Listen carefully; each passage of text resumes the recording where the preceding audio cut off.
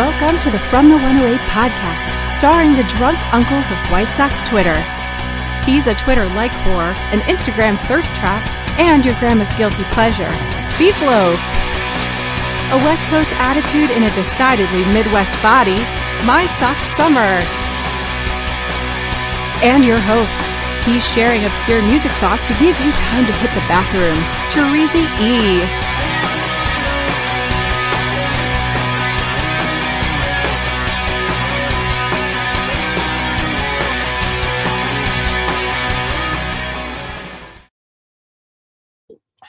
Thank you, Chorizy, and welcome to the From the 108 podcast. Get ready for some baseball, beer, and bullshit. Remember the drinking rules. If BeefLoaf calls himself a menace or talks about gilfs, you drink. If MySoxSummer talks about the thrift store getting piss on his hands, you drink. And if I talk music or say, here's the thing, you drink. And of course, you can make all of us drink for a tip of $1.08 or more. But speaking of drinking, fellas, what are you drinking? MySoxSummer, what are you drinking tonight? What are you pulling out from beneath the fucking threw it away in the garbage. I put it right here to save it so I could show it. I was like, oh, I got to keep it. And I fucking threw it in the garbage. It is the Guinness, obviously. You know, the original light beer. You're on a big Guinness kick, I feel like. You know what? You know why? Because I wake up and I'm not fucking hungover. It's fabulous. When I have a couple whiskeys, 2-3 whiskeys, and on like a day like this, I wake up and I'm a little messed. So I like doing this. So I like the Guinness. You know what I would like to have is an edible with the Guinness, but I can't do that because then not for the show. No, not for the show. Talking. I already got problems trying to keep it concise. I get on those weeds. I can't do that. Well, so I mean, if you did do that, the whole show would just be us making fun of you being real high and messing with you the entire time. That's true. And I'd be like, hey, we will barbecue man. You know, like, hey, man. I don't know if I can handle that. I also feel like you should tell me where you got all that Guinness on sale for, because I know you ain't paying full price. No, I paid full price. I got it at Costco. But it wasn't that bad. It was like 36 cans for like $28 or some shit. Like it was so you're buying bulk. Okay. It was a good deal. Let's just say that. Like it wasn't the deal, guys. It's always been a good deal. It was good. Yeah. I like it. Yeah. When I see something I like that he's got, I know he got a deal on it. I just want to know where it happened. Let's go. We're gonna kick Washington's ace tonight. So let's go, Sox. I'm gonna do a better job of this than Baloney did last night. I'm gonna get to Gordo right away. Yeah, do it. Gordo says cheers, boy. Screw Baloney. Cheers, Gordo. Gordo, bless your heart. We got another one from our guy Rich. He says, a little help to replenish the 108 bail fund. It was recently depleted. Can't wait till Saturday. We can't wait either, Rich. Yeah, it's going to be fun. But we're going to give you a little taste tonight. A little taste of it. Appreciate you, brother. Cheers. Speaking of high, Brewhan Luke has entered the chat. GSS about to have 9 Guinnesses and be hungover tomorrow. Man. God sucks summer. He's gonna come through and he's gonna say, no, it's Guinness sucks summer. That's just not the case. He's just fucking high as balls. It's Granny Shade sucks summer. Fuck you, man. These are not granny fucking glasses, you son of a bitch. You know what makes me mad about that is that he's calling Elton John a grandma. I can't believe he's calling Elton John a grandma either. I'm gonna fuck you. I'm gonna fucking punch you in the face. Get so mad. You chose those glasses. How dare you? I love them. I like them. Unfortunately. Which section was that in? Beef, what are you drinking tonight? You know what? I wanted to change it up a little bit, and in honor of trying to drink through a lot of bottles of booze that I have here, I picked out something that I really enjoy that I don't drink that often.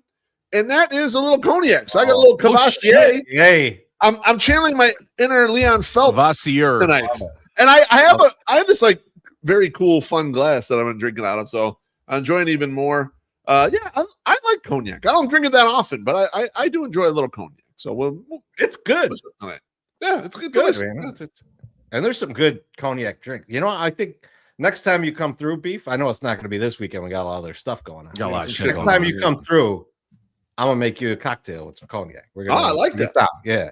An Incredible Hulk. If you need some hypnotic, I got you. Not that. Chorizo, what are you drinking tonight?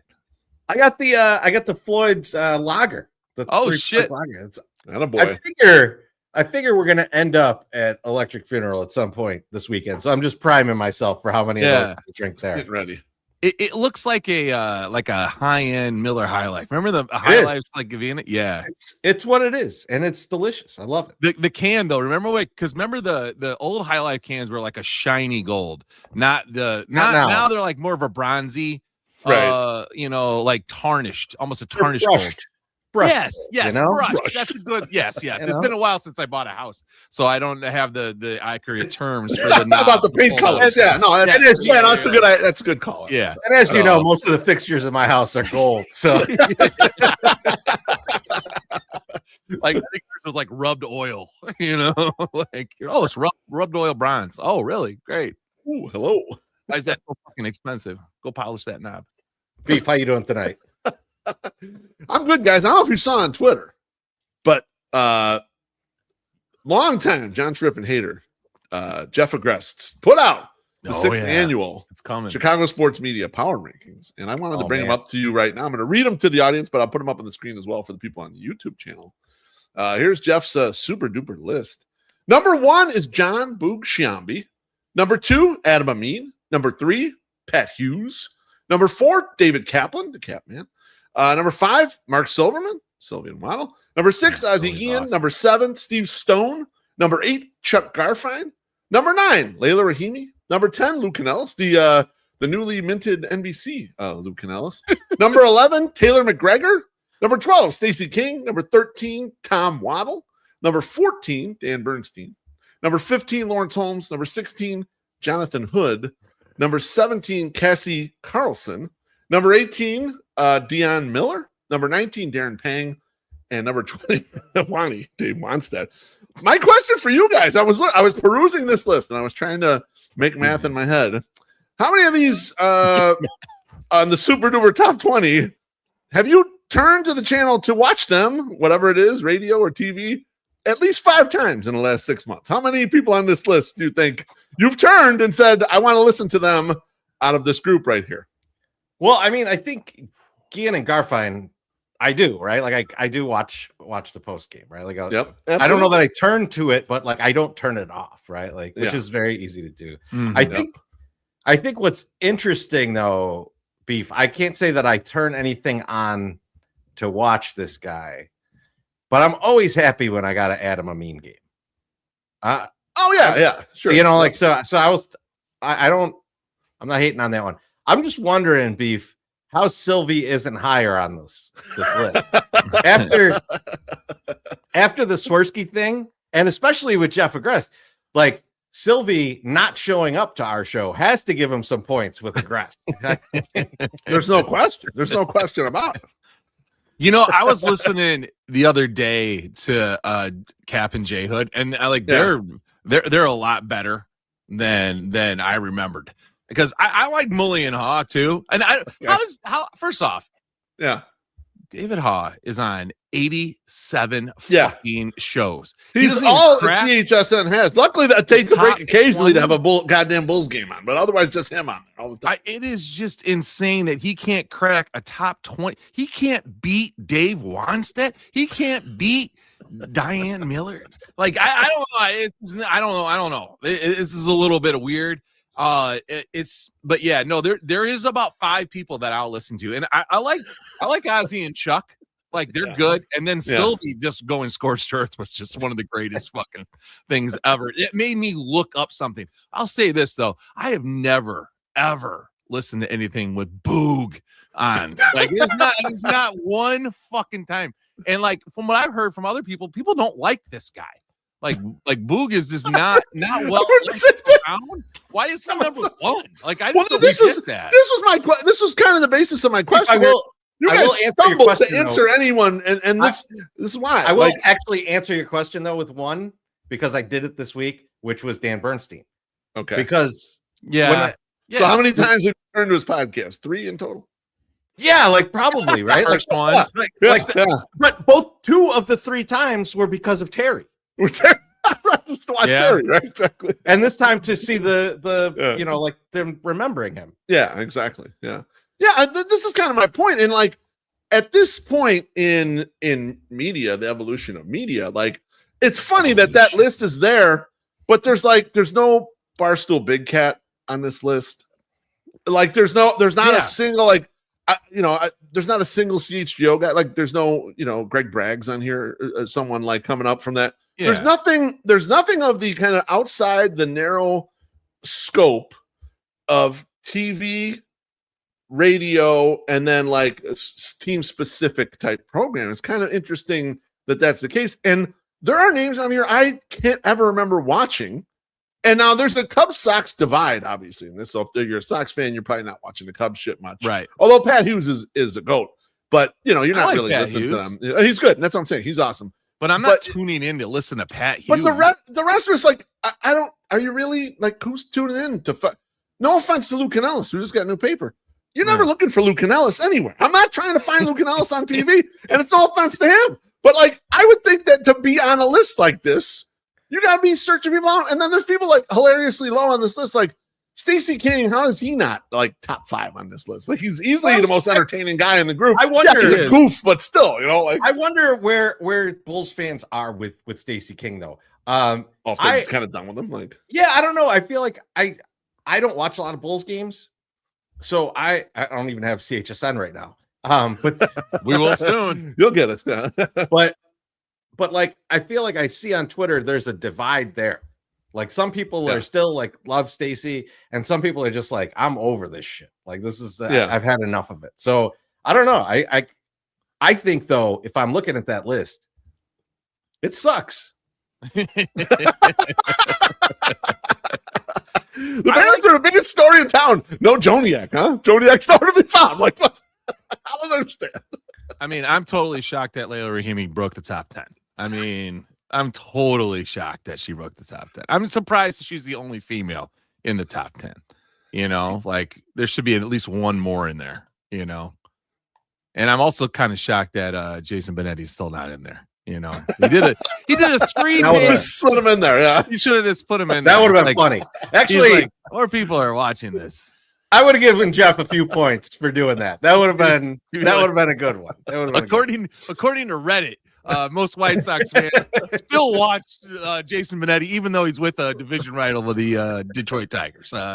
They're the most. He's the most watched baseball commentator in the city of Chicago. Baloney in the comments says a newspaper guy not ingesting new media. Color me shocked.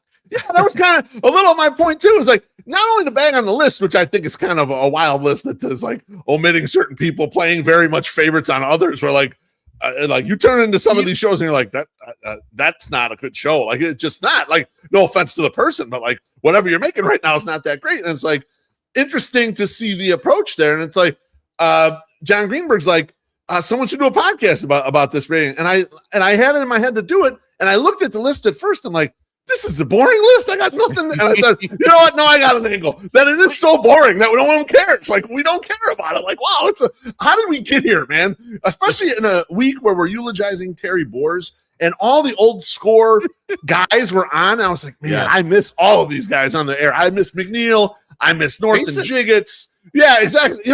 All that. I mean, your guy Mike Greenberg was even on Chorizy and talking about how he learned how to do radio from them guys. He learned the comedic stuff from Terry, and he learned just how to run a radio show from McNeil. And it's like, I that's where I got my he goes, I went to Northwestern and I got my master's in broadcasting at the Score. With these guys, it's like, yeah, what the hell happened, man? Where did it all go? Hey, how many of those people out of that top 20 have a show on Fox and Netflix? I'm wondering. Like, is there one person on there that has a show on Fox and Netflix? And I don't think so. They do. No, I don't think they do. So it's a little odd. Let's get a few drinks, fellas. They're flowing in tonight. Our guy Johnny says, "Cheers, guys! Can't wait to hang on Saturday. We can. Oh yeah, wait. John, let's go, baby. Surprisingly good looking. John Nava. So we got a couple. We got a couple from Justin. Justin, I hope you don't mind. We just double up the drink here. So there's this one first. Boom. And then Justin, he throws in, I can't wait for Sox Fest. Then we get to party with the 108. Cheers. Appreciate you, Justin. It'll be fun. Get those questions ready. You got some good access. Oh, man. All right, let's see if I. Cheers to a little Schadenfreude. With Larry's rating dropping. Cheers. Cheers. The fact that he still hung on to top 20, pretty amazing. But yeah, that is true. Oh man, MySoxSummer, how you doing tonight, buddy? I'm doing good, and you know what? It's some days you're perusing the internet and you're looking for something to talk about in banter, and it just finds you. And it happened at like 7:00 in the morning. And I sent it to you guys, but I think I should share it here with everybody. And it's too bad, folks, that we're busy all weekend, because one of the I would say an all-star adult actress is going to be around in town. And that's Brandy Taylor. She's going to be around this weekend. She posted this morning at 7:05 a.m., which is that's pretty goddamn early for a girl that's a porn star. And she says, "Hey guys, getting back to work, shooting content, traveling for my OnlyFans, doing 3 new sites, lots of stuff, some really big surprises. Interested in shooting or meeting me as a dream of yours?" And then she lists her email, and then she lists all the towns that she will possibly come to: Toledo, Fond du Lac, Columbus, Detroit, today through Sunday, and then Chicago and Dallas. Dallas, which is Shy Dallas. Is that a place? Okay, yeah, I guess. I don't know. I'm not really sure. So I have a question for you. Yeah. Because you did the video, you did the update on what's going on in her life. Yeah. And I feel like there was a specific part where she was telling guys she was going to meet up to have sex with them for money, and then just keeping the money and then never showing up. Are we possibly still on that scam?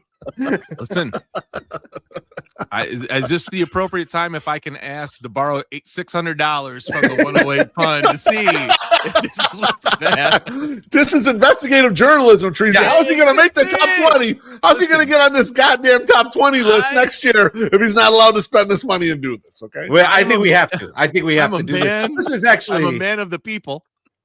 I will pass her off to somebody else, and they can just pretend to be me, and they can have fun if she shows up. But I don't think she's going to show up if she can be in 7 towns in 3 days. I don't know how that can happen. The best part of the setup to the story, Treasy, though, is he goes, "I sent this to you guys this morning," which is true. He did send a little link of it this morning. He goes, and then right after that, he says, "She tweeted at 7:05 this morning." I'm thinking, motherfucker, you got notifications on or what? How did you even get to this? At 7:06, quick.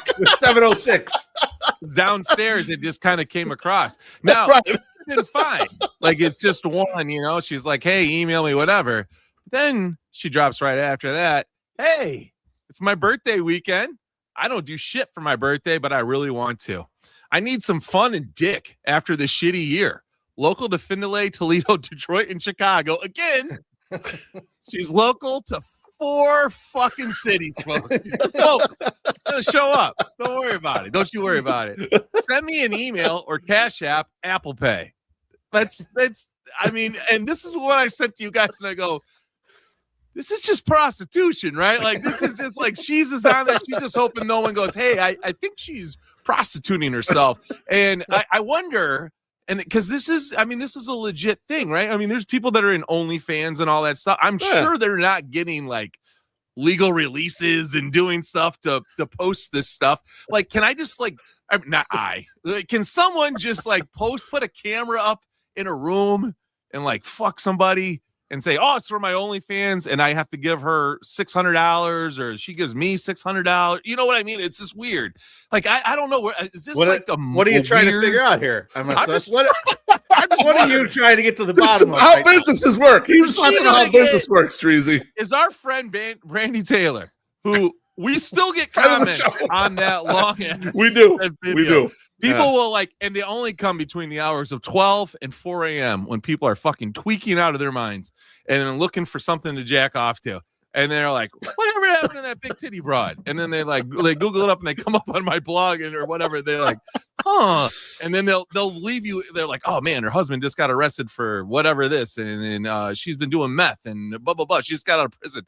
And you're like, is this like, is she gonna get in trouble for this, or is this totally cool? Like, that's all I want to know. Like I feel like she's just like, you know what? Fuck it. It's worked about 1,000 times. So I'm gonna try to scam some more people, but also no one's gonna niche, and there's no one's gonna snitch on me, right? Like I'm not gonna get snitched on. So John Nava says she'll be my +1 for Saturday. Brother. So, there we go. MySoxSummer, you don't even have to test it. He's working on it for you right now. I was this close to sending me like, hey, listen, if you want a +1 in a room full of dudes that would probably put out, like, and you need some dick for your birthday, I got a fucking party for you to go to. And trust me, you walk in and you will be a goddamn Stu gets I can fix it. Stu? I think it's a sympathetic group right now for Brandy Taylor. Yeah, I want to know, Stoop, if you're gonna reach out to that email. Don't reach out to the Cash App. Reach out to the email. There it is. Right, a little more information. Yeah. The real Brandy 2022 at Gmail. I would suggest meeting her in Toledo so that you can don't bring her to your house. I don't know if she'll leave. So it's like a cat. Once you feed them, they come back. So listen, this might be my last podcast because she's probably connected with some people and they're probably gonna fucking kill me. They're like, we gave him one warning and we gave him one chance and then he fucking did it again. So now we got to fucking kill that motherfucker. So if you don't find me, please make sure my daughters go to college or a really good cosmetology school. I appreciate that. MSS, people with a lot of connections definitely go online and try and get fucked for as much as you can send over Cash App. I'm sure she has a lot of connections. So that's what's going on. So if you're looking to like make a dream come true or possibly get scammed, you know where to go. Chorizo, how are you doing today? I'm doing good, man. And speaking of like trying to make money, I'm always on the lookout for ways to try and make money. And I wanted to ask you guys how much you would pay me to stay at this place. I'm going to show you a quick video. Have you been thinking of getting into erotic asphyxiation but haven't found the right location to do it at? Well, I found the perfect place for you, the Clown Motel. This motel is not like most motels because it has a gym. To check in, you just go through the gift shop. And if you want to bring home a gift for your kids, consider the Martin Luther King Jr. pop socket. Or maybe a pocket knife for your son that's just a little bit too into worms. And you could even buy something that reminds you of your ex. I asked if I could stay in their most romantic room. And wow, did they deliver. If you bring your special someone here, I promise they will absolutely love it. And the room even has this super romantic black light you can use. What more could you ask for? And just a fun tip, you will have to bring your own soap if you're into that kind of thing. There's also this beautiful mural in the bathroom, which is exactly what you want to make eye contact with when you're taking your morning shit. And if you need a break from all of the clowns, take a stroll through the cemetery on property. All of these people died from the plague. Oh my God, where is that? I mean, if you guys are willing to pay me to go, I'll look into it and we'll find out. It might be pay you to go, like you stay overnight in that room. That's fucked up room that you was looking at. It may be in Toledo. God. We don't know. You know, it's probably is. Kill two birds with one stone right there. Yeah, it's in Nevada. You're there anyway, but it's not in the places you guys like to go where like they have like legit gambling. It's definitely outside of that area. Man, I didn't know you were into the stroke and choke trees. I learned something new about your brother every day, man. I'm not. It's more of a fear factor type thing. Oh, it's like experience. Okay, yeah, experiential. How much does it cost? You didn't even say the price. I mean, what the hell? What a great way to start a fucking video, though, too. You ever wanted to try erotic asphyxiation? That's the draw to get them in there. Oh, holy shit, I didn't see one rope or ladder or nothing during that whole thing. What's going on? Every clown's mouth open to be a rope, so don't worry about it. Oh, my God. Let's get another drink here. I need it. Gordo says, mushrooms and Guinness on Saturday? No. God damn it, Gordo. No. I mean, post-show, maybe, for MSS. I got shit to do Sunday, too. God damn it. Oh, that's a bad idea. You scheduled stuff Sunday? Oh, my God. It's chill stuff, but it's God bless. Fucking sucks. My goodness. Donate a clown. We can donate a clown artwork to the motel. Like I thought you were going to donate an actual clown. No, like you can donate an actual clown. This is in a Pahrump. It's not Pahrump, but it looks like it's Pahrump. In reality, we tend to just waste all the 108 money anyway. We waste it on booze and all kinds of other shit. This could be something really fun here. And you'll film the at least some of the excursion trees. You get a little GoPro action. You know, I'll have a GoPro. I mean, I'm gonna need one. It's so you guys know where I'm at. Chorizo. Oh, the live stream dropped. He's dead. Blair Witch ending. Might have a lead on some Meta Ray-Ban glasses that we can use. So you could just wear those glasses and you don't even have to record shit. So whatever. I love it. I'm in though. I would definitely give you the money. You pay for your flight, but we'll pay for your room. How about we pay some bills right now?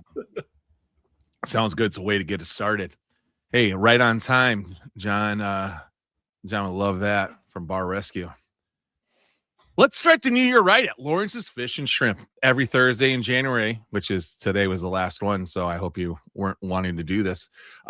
You buy 1 pound of original large shrimp, you get a ½ pound free. That's right. Buy what you're going to buy anyway and get more for absolutely nothing. No coupon or code required. Deal is good at all of our locations, 10 a.m. to 10 p.m.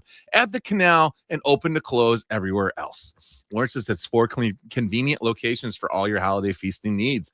2120 South Canal Street, 3242 West 87th Street in Evergreen Park, 50 South Manheim Road in Hillside, 3248 Vollmer Road in Olympia Fields. Order ahead to avoid the wait at chicagoshrimp.com. Lawrence's Fish and Shrimp, always fresh, always fantastic, always delicious.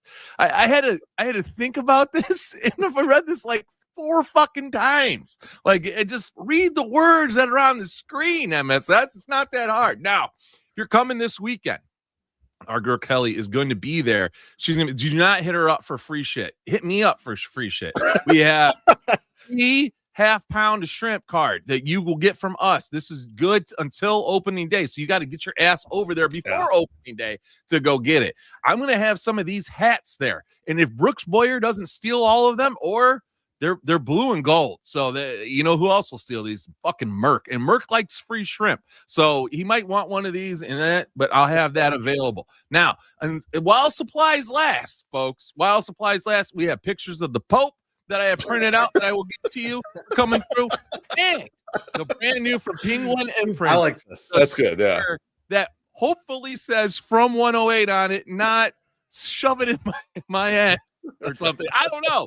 I don't even know. It's Brady Jenner's email actually is right down there. Really good. And boys, I get a piece of $600. This Bukkake. I didn't. Who knows? It might say I love tentacles. I'm not sure, but this is what we have. So come through. We have enough of those for at least everyone that shows up. So please. And for the Lawrence's, MSF, you don't mention this. After you're done 108ing your faces off till 2 a.m. at the event, because we're gonna once it's done, it's still open. You can get in an Uber, go there, you can eat there, or you can take it with you and eat in the Uber. Uber drivers love Lawrence's shrimp too. You give them a shrimp or two, dude. You're in good shape, no problems. You're paying for the ride. I think it gives you free rides to get your greasy hands and wipe it all over the seats. They don't give a fuck. You're paying for that. So the way they're pricing Ubers, you're the customer, all right? The customer's always right. MSS, that's right. Always right, every single time. MySoxSummer. Yeah, I feel like you want to talk a little Sox Fest. Let's talk a little give us a Sox preview. Fest. All right. So, hey, this weekend, Sox Fest Live returns to Bridgeport's Ramova Theater this weekend.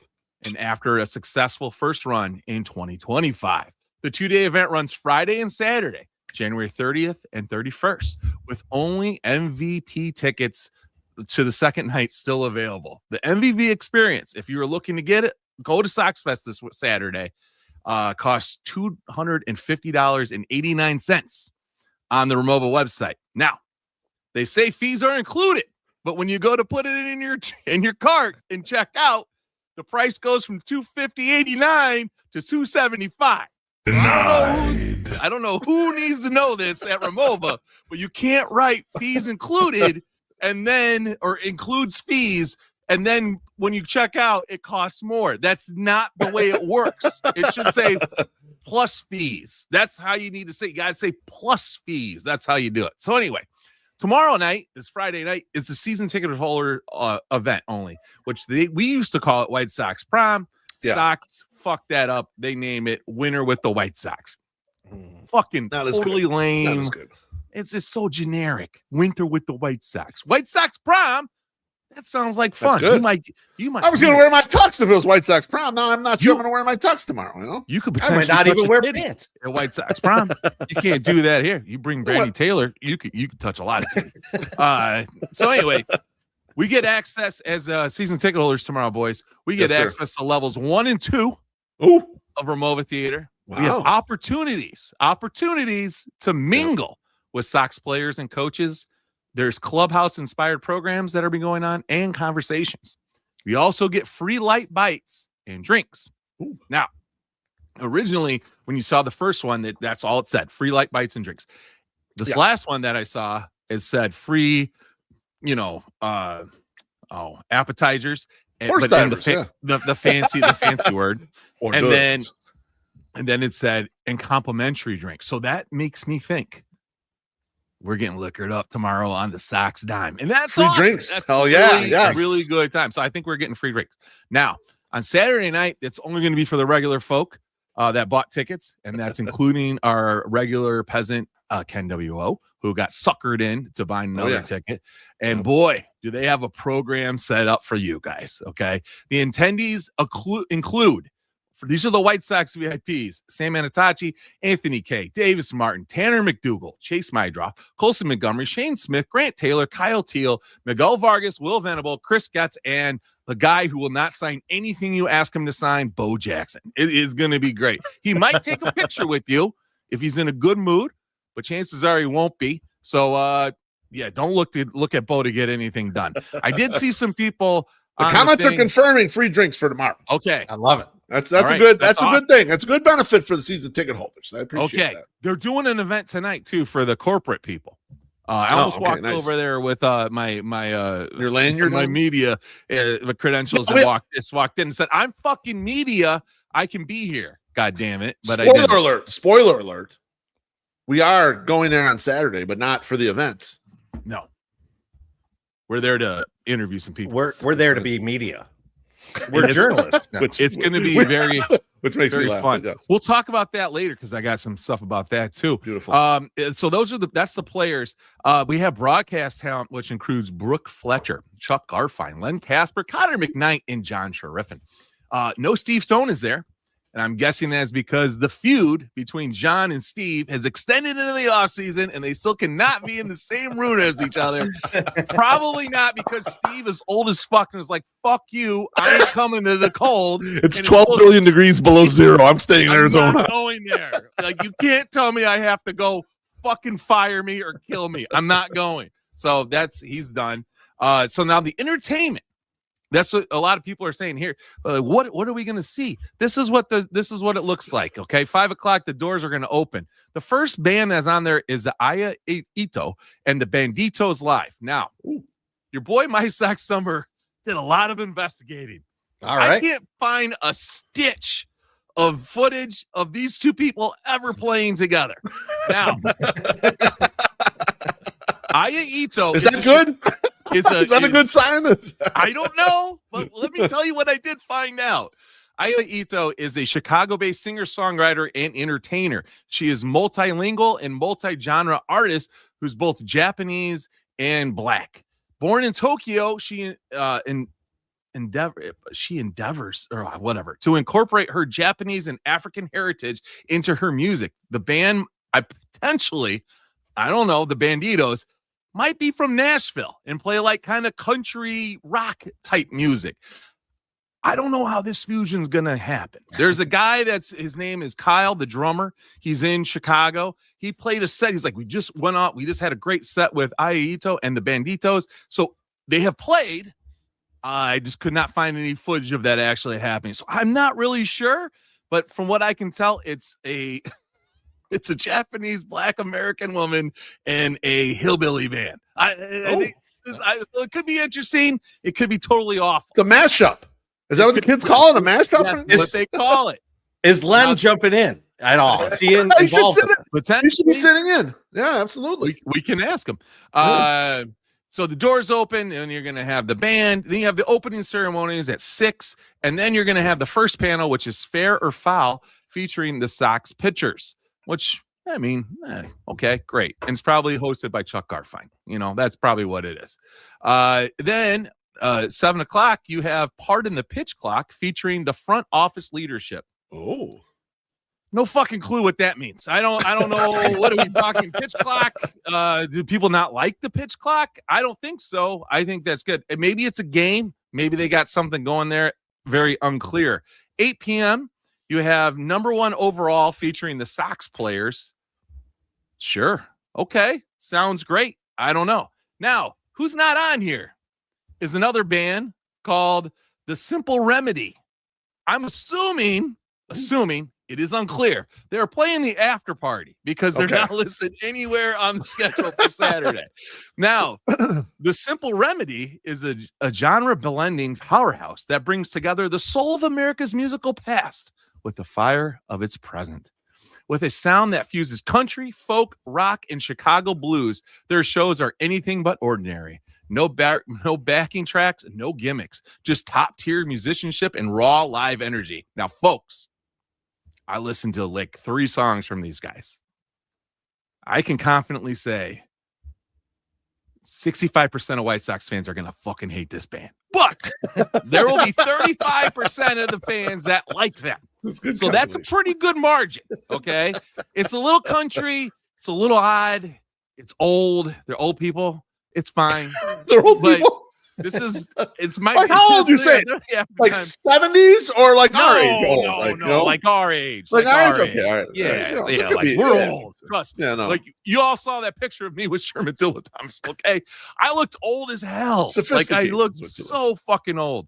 So, but yeah, that band. I don't think that's gonna be the worst. The worst thing that's on the stage. The next 2 things are going to be the worst. And they're going to have two DJs that are going to be there that all Sox fans are going to fucking hate because we have a fan base that like wants AC/DC still, right? We can't play anything new. Don't fuck the kids, right? We don't need any of that. They're definitely not going to like the DJs they're bringing in. I didn't even bother to look into them because I was like, no one gives 2 shits about that. Now, our friends at Sox on 35th wrote basically re-racked the email or in the description from the Sox and then put it out as a blog. Sox on 35th listed all the Sox players that are going to be there, broadcast talent, front office and coaching people, and then wrote, if you're a big Sox on 35th fan, here's all our members that will be attending. So if you are a big Sox on 35th member, fan, Jordan Lazowski's going to be there. Okay. Our guy Brett Hafner is going to be there. Yeah. Duke's going to be there. Yeah. Nick Gurr is going to be there, and Tim Moran is going to be there. So, are they signing autographs? Do they got a table? You gonna get some autographs there? So. Listen, if I throw a ball over there on Saturday, I'm sure they'll sign it. I'm sure they will sign it, and they'll send it back, and they'll be like, "Go fuck yourself," and I will be really happy about that. A big GFY on it. So this is boys. That's what's happening. Right? That sounds about right. That's what's happening in the next. Don't touch his hair either. Who? Lazowski. Yeah, that's true. You don't fuck with his shit. Now, here's where we're at in this. Okay, this is the second year the Sox have put out Sox Fest Live. Yep, and there's a lot of question marks out there. It's very unclear what this event is and what it's trying to be.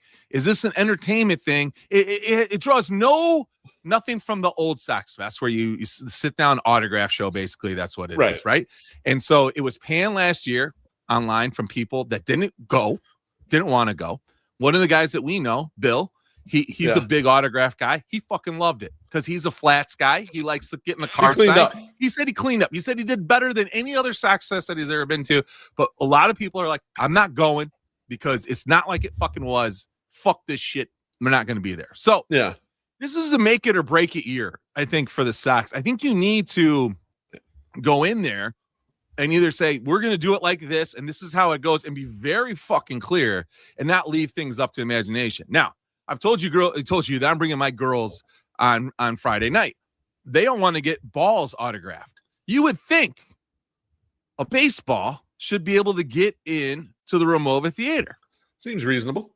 It is very unclear if that is allowed. Because if you read the fine print, it says autographs are allowed. And it's up to the player whether or not they want to sign. But bats and large items are not allowed. Now, I can understand why you don't want necessarily somebody bringing a bat bunch of bats at an event with but wait, do you got to bring your own chairs for this or no? I don't think so. Or they have chairs for us. Okay, all right. You think that's funny, but at Sox Fest, people bring their own chairs so they can sit down while they're waiting in line. So like that, but you don't have to do that now because they don't really have the autograph lines. Now, items have to fit in a 12 by 12 by 6 bag. So it says cards, photos, and hats are great, but nothing about baseballs. The game is a baseball. And they don't even say in there, you can bring a baseball. You're not a Simple Remedy fan like I am. They've been pelted by baseballs so many times. It's for their safety. Yeah, obviously. This is an obvious safety measure. That's correct. Yeah. So we're going to find out. Now, I think one thing that was a big win for them this year was incorporating the winner with the White Sox event into the Sox Fest and having it just be Friday. Because we were there Friday last year. I don't think there was 600 people there. Like, and some people say, oh, there was thousands. No, I don't think there was. But that's a good idea. But yeah, it's just like, come on. I think that having the season ticket holders come in, I think it's a good thing. I think it's going to get it kind of filled up, for that first night. Let me throw this question out there. Mrs. Beef asked in the comments. She says, "What's the over under on them running out on drinks early?" Well, that happened. That happened at the Field Museum. Remember, you had to search around for the stand that had it. They ran out of beer completely. Like there was no beer. Then it was just you could drink whatever wine they had available. Remember that? It was just they ran out of Miller Lite in 6 minutes. We were lucky to get some, but we didn't get very much. It was like I know the last bottle of wine that I had. I think it was toilet wine from prison. I think someone just had it in the janitor's closet and pulled it out. I still had fun, by the way. I still had a good time with regardless. I did too, and I think that we ended up finding some Vizzies because they brought over a bunch of shit from like the bar. They've probably been sitting there since last season, but it's like fuck it, it's Vizzy. Who cares? We did get the like a 6-pack of Miller Lights that were warm. Yes. So we took them down. We're animals. What are we gonna do? We'll drink that shit. One of my favorite memories of that night is Brian Billick and his dad, and they both had purple teeth and purple mouths because they were drinking that wine. And I was just like, they're just like, yeah, they never ran out of wine. I'm like, no, I couldn't tell. I couldn't really tell. I think there's a good possibility. The only thing that I think I'm really happy about, Miss Loaf, is that we're at a place where there is a brewery on site. So I'm assuming they should have enough. They could go get more beer. Take care of us if they need to. Yeah. In theory, that's what it should work. So, but yeah, I think this is kind of a move it or make it or break it type year here. You got to decide what you want to do with this. It can't be in between. And as a fan, I shouldn't be questioning whether or not I can bring baseballs to this event. Like, I just think that really bothers me. You guys just said this, and then Brew and Luke brought it up too. If a place with a brewery connected runs out of beer, they probably need to close up shop for good. I don't think it's that they would actually run out. Like, I don't think Ramova's gonna run out, but I think the Sox, if it's all you could drink, they've bought a certain amount from that. Did they buy enough? Yeah, that's right. So it'll be interesting. Let's go back for a second here. You mentioned a point. You said, this is a make or break year, and they're kind of doing an in between thing. So if you were going to go out of in between one or of the two go in both of the directions, what would it look like that you think they're kind of doing the middle of? Like, so here's what I think, and I've written several blogs on this. Everyone can drink, but the one thing that I think they need to do is, and a lot of people need to remember, they're never going to return to the way that they did Sox Fest, where unlimited autographs for $35. It ain't happening. So just get rid of that out of your head because players don't like it, and there's too much money out there now. What I want them to do is what a lot of the successful teams have done that have these fan festivals is you pay for tickets to get autographs and you donate it. The money can go to charity, do whatever the fuck you want with it. But that's what you need to do because it's tiresome. Like, oh, I might get an autograph. I might not. Like, I'm explaining to my daughter tonight, like, listen, I know these are who you want to meet and who you want to talk to. And you might meet them, but you might not because there's going to be a lot of people over there. I was asking for some extra tickets. There's no extra tickets to be found. It's going to be kind of packed tomorrow. So we'll see. I want them to just you pay for what you get, have it at a discounted rate, Give it to whatever. You don't have to have top-notch players. You just kind of mix it all up with the people, prospect, veteran, current guy. I think that's what we need. I think that's where it should be. So you would do like a ticketed where the upstairs, the VIP is going to be, that would be all autograph. Ticket that shit for a price, and you get the guys who are up there. You can go around everybody kind of thing. 150 tickets a guy or something, 25, 35 bucks a pop, and then goes up as you get into the star level, right? Like I know when the Braves won the World Series, if you wanted to get some of the top-notch guys, it was 150 bucks an autograph. But you know what? People paid it, and fucking shit sold out because they wanted that shit. And they just won the World Series, and they donated all this money. And like I think that's where it should be. That's where you should go, and I think it would satisfy the fans. They had a lot of those 2005 reunion signings over the summer. Guys were paying ridiculous amounts of money to get all these guys signed. You can do it. People are into it. They want it. So, and if the Sox don't do it, maybe we should start talking to some people and get a place and reimagine what 108 Live is, and be like, hey, maybe it's a festival. Maybe it's this. Maybe it's that, because there is a market for it. It's just, I don't know. I think some people don't want to do it over there on 35th and Shields anymore. They're tired of it. But this shit, we'll see how it works this weekend. And I'm gonna give it a chance. But I'm just hoping that it pops off and is a good time. So Rich in the comments says no venue in Bridgeport has unlimited alcohol events. Incorrect. The old Sox prom at Bridgeport Arts Center was absolutely unlimited.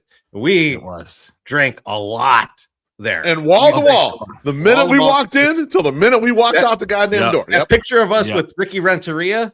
Oh my God. We are hammered. We are hammered. It was all Bader Brown. And there was four booths to come. Yeah, absolutely. Yeah. So it is. I miss those days. Those were fun days. So hopefully tomorrow is a reminder of that. That was fun. Yeah, we were at the 2020 when we went to the Sox prom. We were in a hotel. In the hotel, limited alcohol.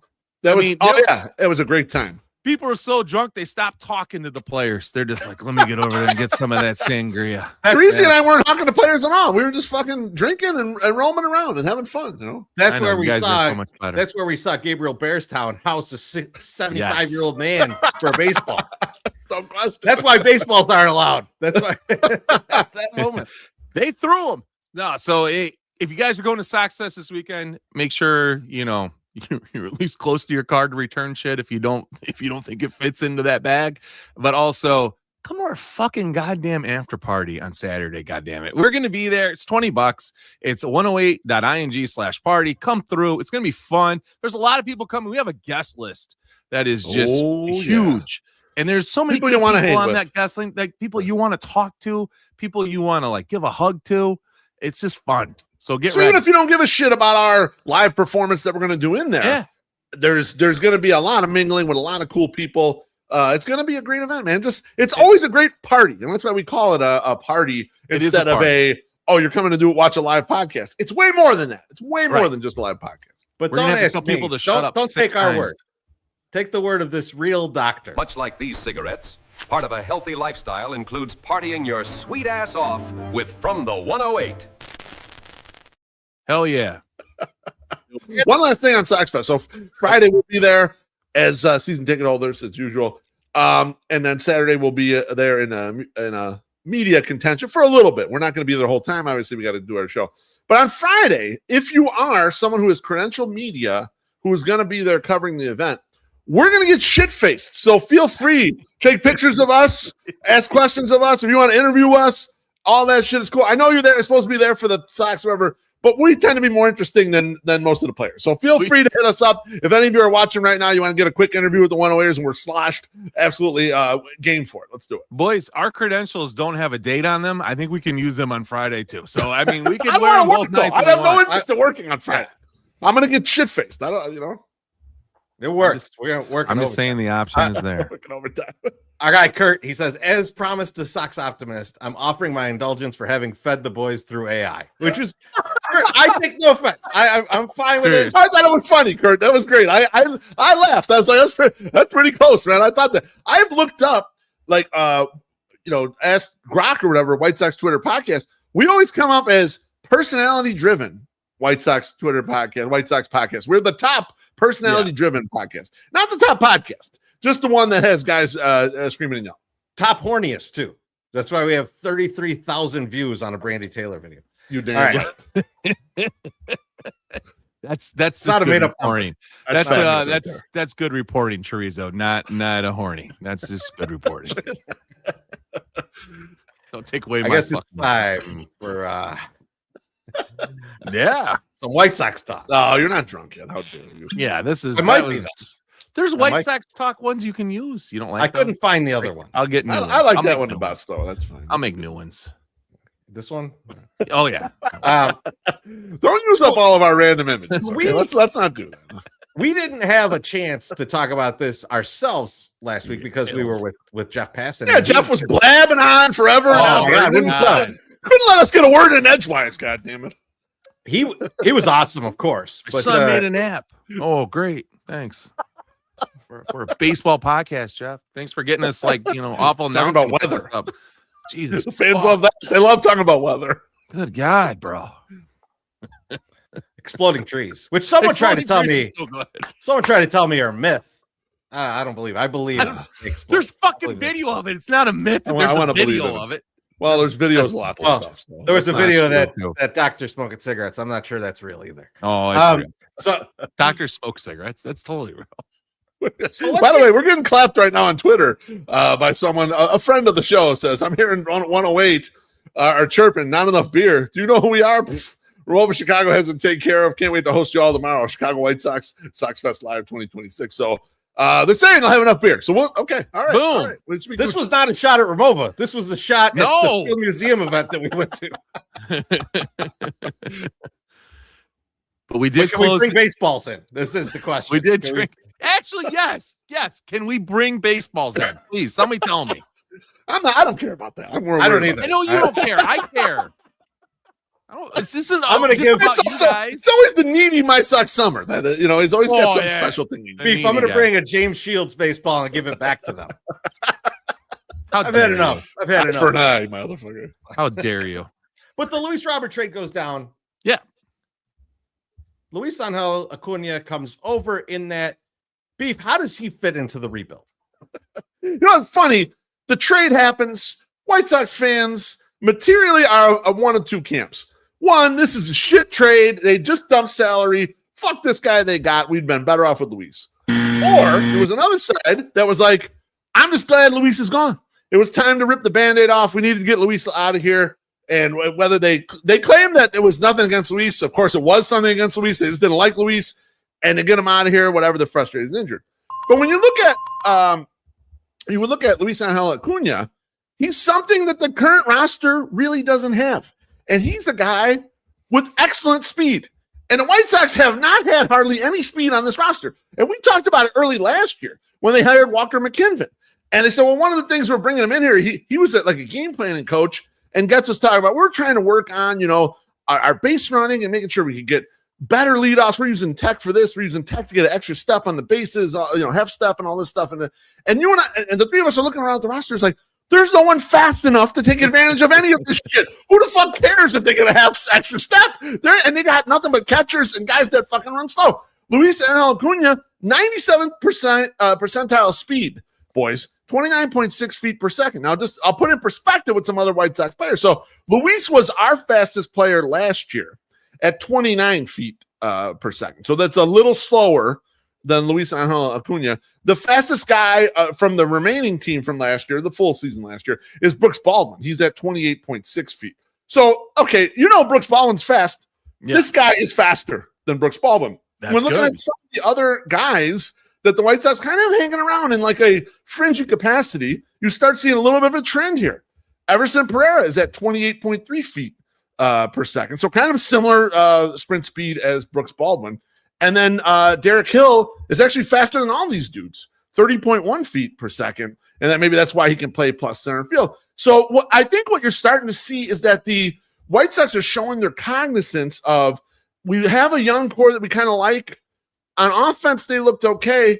And despite the fact that they didn't look exceptionally stupid on defense, like we saw them making a lot of smart plays on defense, their defensive rankings still kind of sucked.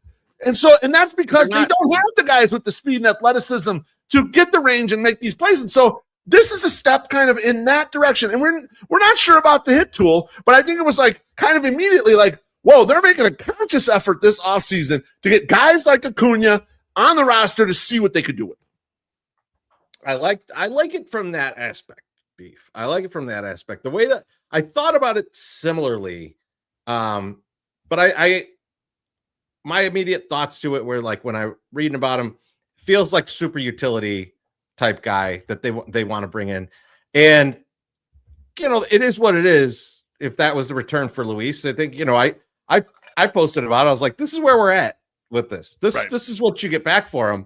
But as I was thinking about it a little bit more, I was thinking like, if you have this guy here and he's a bench player, and eventually if you could get to the point where Mydroth is a bench player and maybe Brooks Baldwin is a bench player, that's like a real major league bench right there. Now, you don't have the guys to push them to the bench yet. Not yet. Not yet. You don't. But I think that the at-bats that I'm going to see Acuna take, assuming that they put together a normal outfield, which they're not going to have at the beginning of the year. Not yet. No, it's not there yet. No. In that scenario, he's taken away all the Jake Amaya and Vinny Capra at-bats that you would see in one of these seasons. Correct. And it's like, I would much rather see this guy. And like for all you guys who like just drool over top 100 prospects, he was just one recently. So it's not far away from that. So I think that there's definitely utility in the guy. We weren't going to be blown away by this. And I don't think I could possibly dislike Luis as much as Ryan McGuffey does, but like no one can. I did understand, like at some point it's going to happen. They're going to let him go. Yeah. It was kind of obvious it was going to happen. I think the return is fine, and I think there is utility in this guy. MySoxSummer, where are you at with this? I mean, we knew what we were getting with Luis Robert, so we knew we were going to struggle. We were like, we would be hoping and praying that he would not get hurt. At least we have a new guy that seems he's younger. He'll probably try to be healthy, or maybe he's healthier. But he was also like listening to the Guff and Cap, the recap there with Getz. He was kind of buried in a system of like a lot of good players above him. Yep. And, like a lot of his numbers are maybe a little bit stunted because you can't really give him a long leash to go out there and figure some shit out and try some stuff. So you need to have a shot. And this is, and they brought that up in the podcast too, and we'll talk about that more. But like, you need to, like, you have a good selling point to some of these guys. You're like, listen, you're going to get a lot of playing time. You're going to be able to show people what's happening. Now, he came over in a trade, so it's not whatever, but this could get in his fucking mental and just be like, you know what? I can come out there and I can show them what I am, and I'm going to be fucking up all year, and I'm going to be center field, and I'm going to become the boss of this motherfucker. So I like it. I like all the things that Lowe said. They're all factually accurate, but also I think you got a guy coming in that's got something to prove, and in a team, the clubhouse that seems like they really get along with each other and like each other. And Luis was that last link to the past. And it's just, I mean, I like Luis Robert, and I would have given him another chance until he got hurt again. But like we were ending that. We knew what we had there. We need something different. This is the way to go. I'd rather scratch off a lottery ticket than stick with the fucking loser that we had. So, and MSS brings up a great point about how he didn't really get sort of a full chance in the last opportunity, right? When he's with the Mets, he got a call up late in 2024. He actually hit like a motherfucker at the end of the season there in a very short. When they had him up last year, it was kind of a little more of a utility situation, so he wasn't playing every day. And what did he do, Chorizy? He beat the ball into the fucking ground. He's got bat speed, but it was 56% ground ball rate.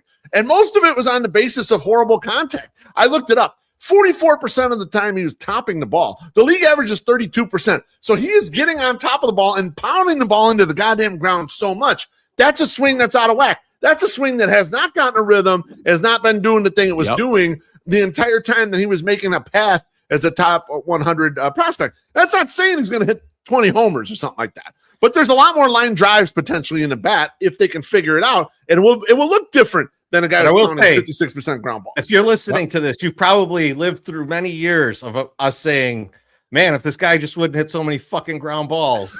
And you're probably like, I'm sick of it. I can't believe it. But like last year, it didn't feel as bad.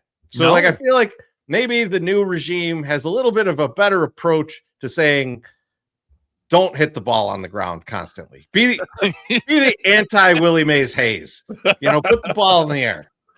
Remember when you did that last time? Don't do that again. Do it. How bad it worked. Now, with Luis leaving, okay, this opens the door for absolute chaos in the outfield. Yes, and I'm gonna do a roll call real quick.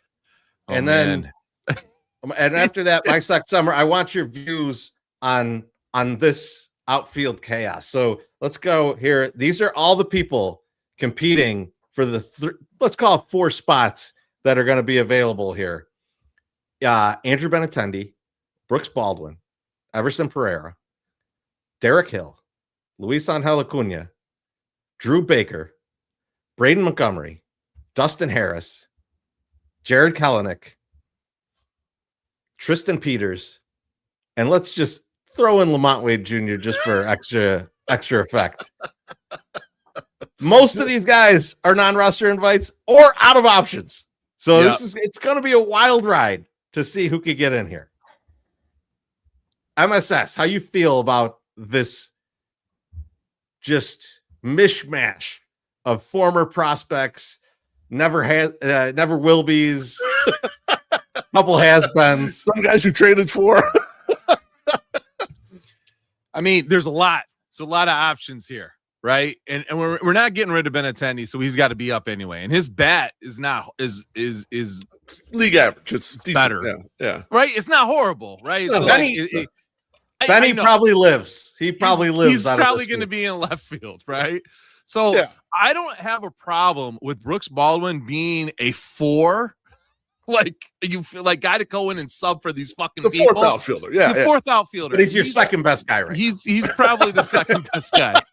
So, but he can play center. Is that bad? You can play center. He can't play center. Why Acuna can play right. He actually was fine there. 175 innings. I think he was 0 outs above average. That's probably going to be your starting 3, but Acuna in right, and just let him get adjusted to shit, right? And so we'll see what happens. That's about as best we can do now. Like who do I really want to come up is Montgomery. I want Braden Montgomery to have a fucking incredible fucking like spring training and just crush and just come up and slide right in, just like the last Montgomery did after we sent his ass to fucking Arizona and fix his shit. Hang on. Don't you Oscar Colas Braden Montgomery. Do not Oscar Colas him, okay? And shame on Chorizy for even putting him in the list here. He's not true outfield chaos because he's barely played in Double-A. No, here was what my list was. Okay. It was hold on. It was guys on the 40-man. Yep. Or invited to spring training. Non-roster are invited to spring training, which he is invited. Yeah. So he's on the list. Okay, that's fair. Okay, that's all fair. right. That's fair. He's gonna be out there. A little emotional. I'm sorry. There's gonna be guys looking worse than him that are gonna make the team. On the team, yeah. No, you're right. You're right about that. Kelenic is also not gonna be that bad either. I think he could play right too. So he could be he's your fourth guy.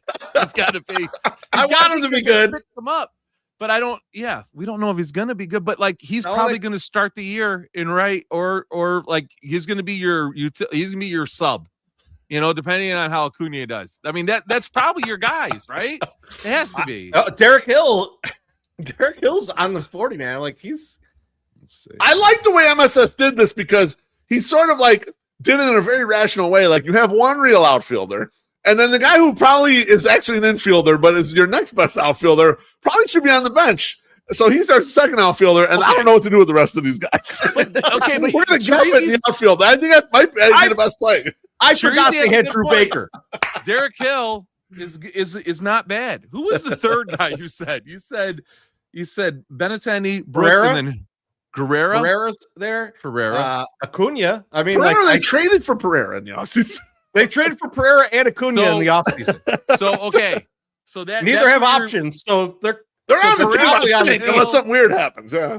this is what's going to happen. The only two that I think are fucking locks are Brooks and Benintendi. Those are the only locks. I think the next one is going to be the Pereira, Hill, Acuna, and Kalenic. They're going to have to fucking fight it out. They're literally going to fight it out in spring training to see who can do anything.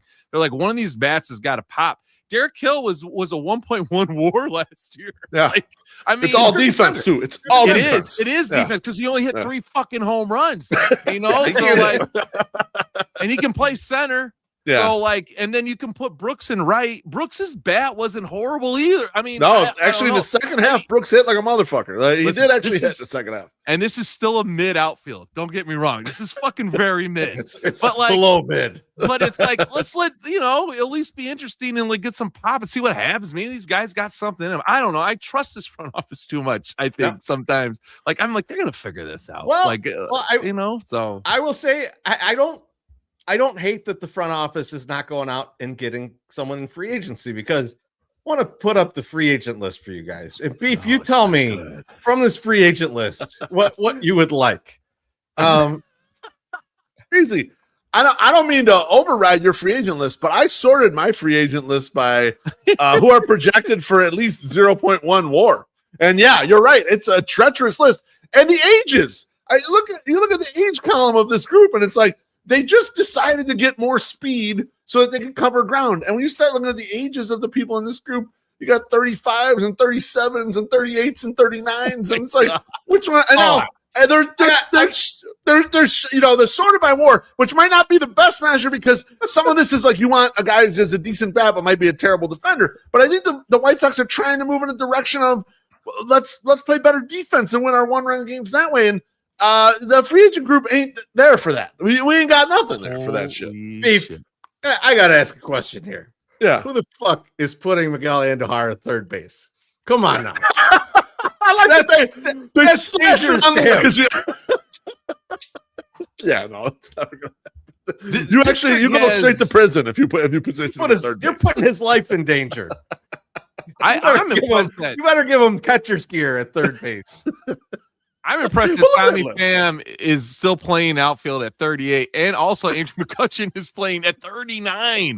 Like, is Pittsburgh trying to like, hey, let's put together the oldest outfield ever? That's what they had last year. Yes. I know, so insane. They weren't playing McCutchen in the outfield; they were DHing him. But like, you look at that list, and you're like, yeah, is there gambles to be taken out of here? Sure. But would you rather go one year and $4 million for any one of these guys, or $5 million for this group? Yeah. Or would you rather pay league minimum to the knuckleheads we have hanging around and see if Ryan Fuller and Derek Showman can squeeze a 2-win player out of one of these guys? Yep. That's why I've been enjoying the outfield chaos thing. It's not like they're foregoing a real decision, a real choice out there. You can see the list, and it's like, that's a bunch of trash. Yeah, could one of those guys show up and hit and play well for 4 months before you trade him? Of course. But it's not like any of those are a shoo-in. They all look like bad decisions like the other ones. And to let you know about the WAR projections here, like the top guy on the list is Austin Hayes, 0.9. And I don't know which of the measures they're looking at, but like when I looked at Steamer, Everson Pereira is at 1.1 WAR.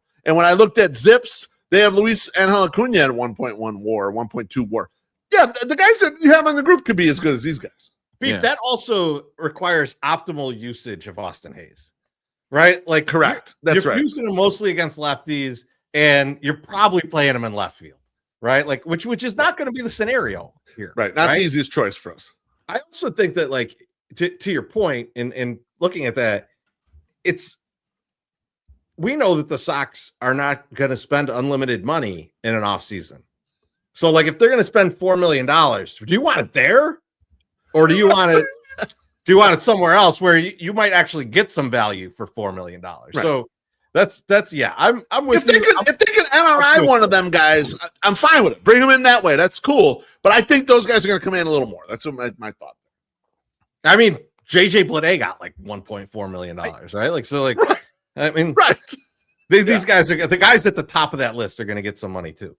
Yeah, for sure. Derek Hill, had his best WAR year last year in Miami, right, with the Marlins, and Derek Showman was down there too. So it's kind of like, I wonder if there's something there, like maybe he's figured it out, And maybe that's MSS, why they over. They claimed him in the final week of the season, which did. is super rare for a team that's like in last place by a mile to say, you know what, we're getting a guy and he's going to be on options and we're going to put him on the Major League roster. I think their intention is to have him on the. When you start looking at who they acquired, like I think it's possible that if someone pops, say Jared Kelenic has a great spring and it looks like he's going to be on the team, I think it's possible someone like Brooks Baldwin gets optioned only because they have so many out of options guys they can't option. So like Brooks probably would belong on the roster, but they'll say, Brooks, we're sorry. We're going to have to send you to Charlotte for a couple months until we figure this fucking thing out. It's like there's weird stuff that could happen with this team.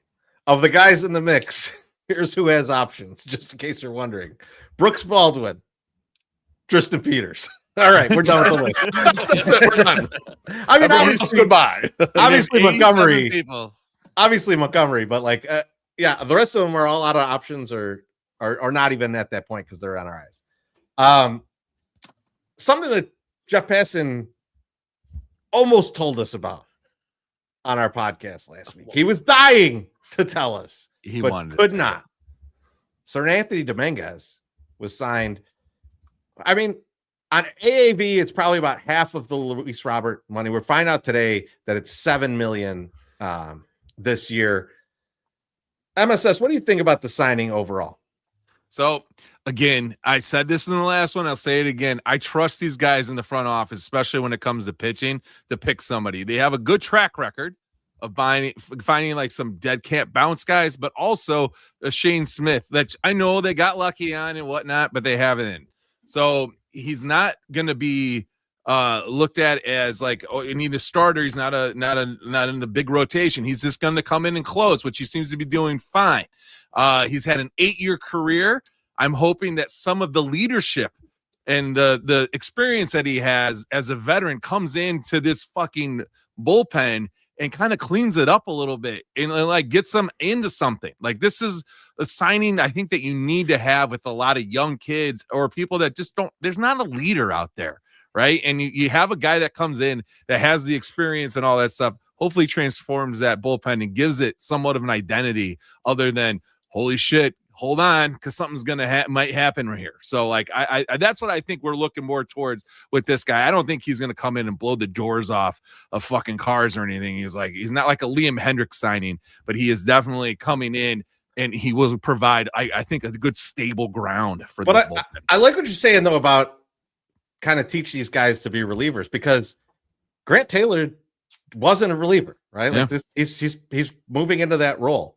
Mike Vassell wasn't really a reliever. These are two of the guys that are kind of right now would have been at the back of your bullpen had they not had Dominguez. They were both probably, I mean, Grant Taylor would definitely be in close situations.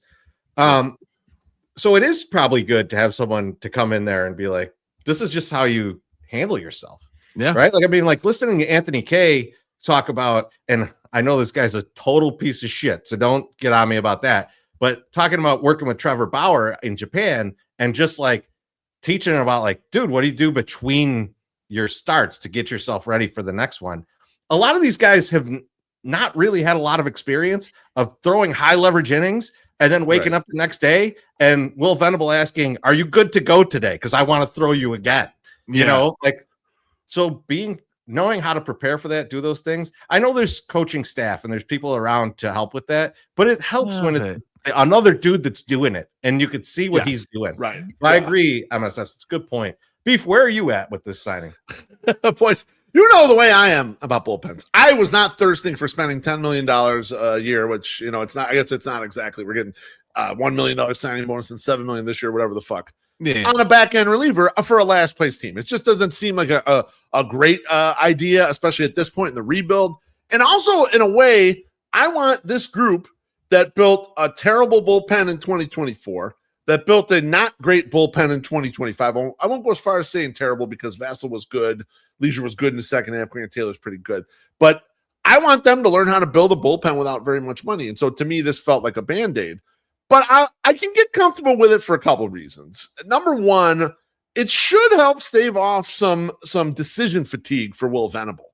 I think as a first-year manager, there was a lot of pressure on especially the bullpen decisions because you were in a lot of close games because your team didn't score a lot of runs.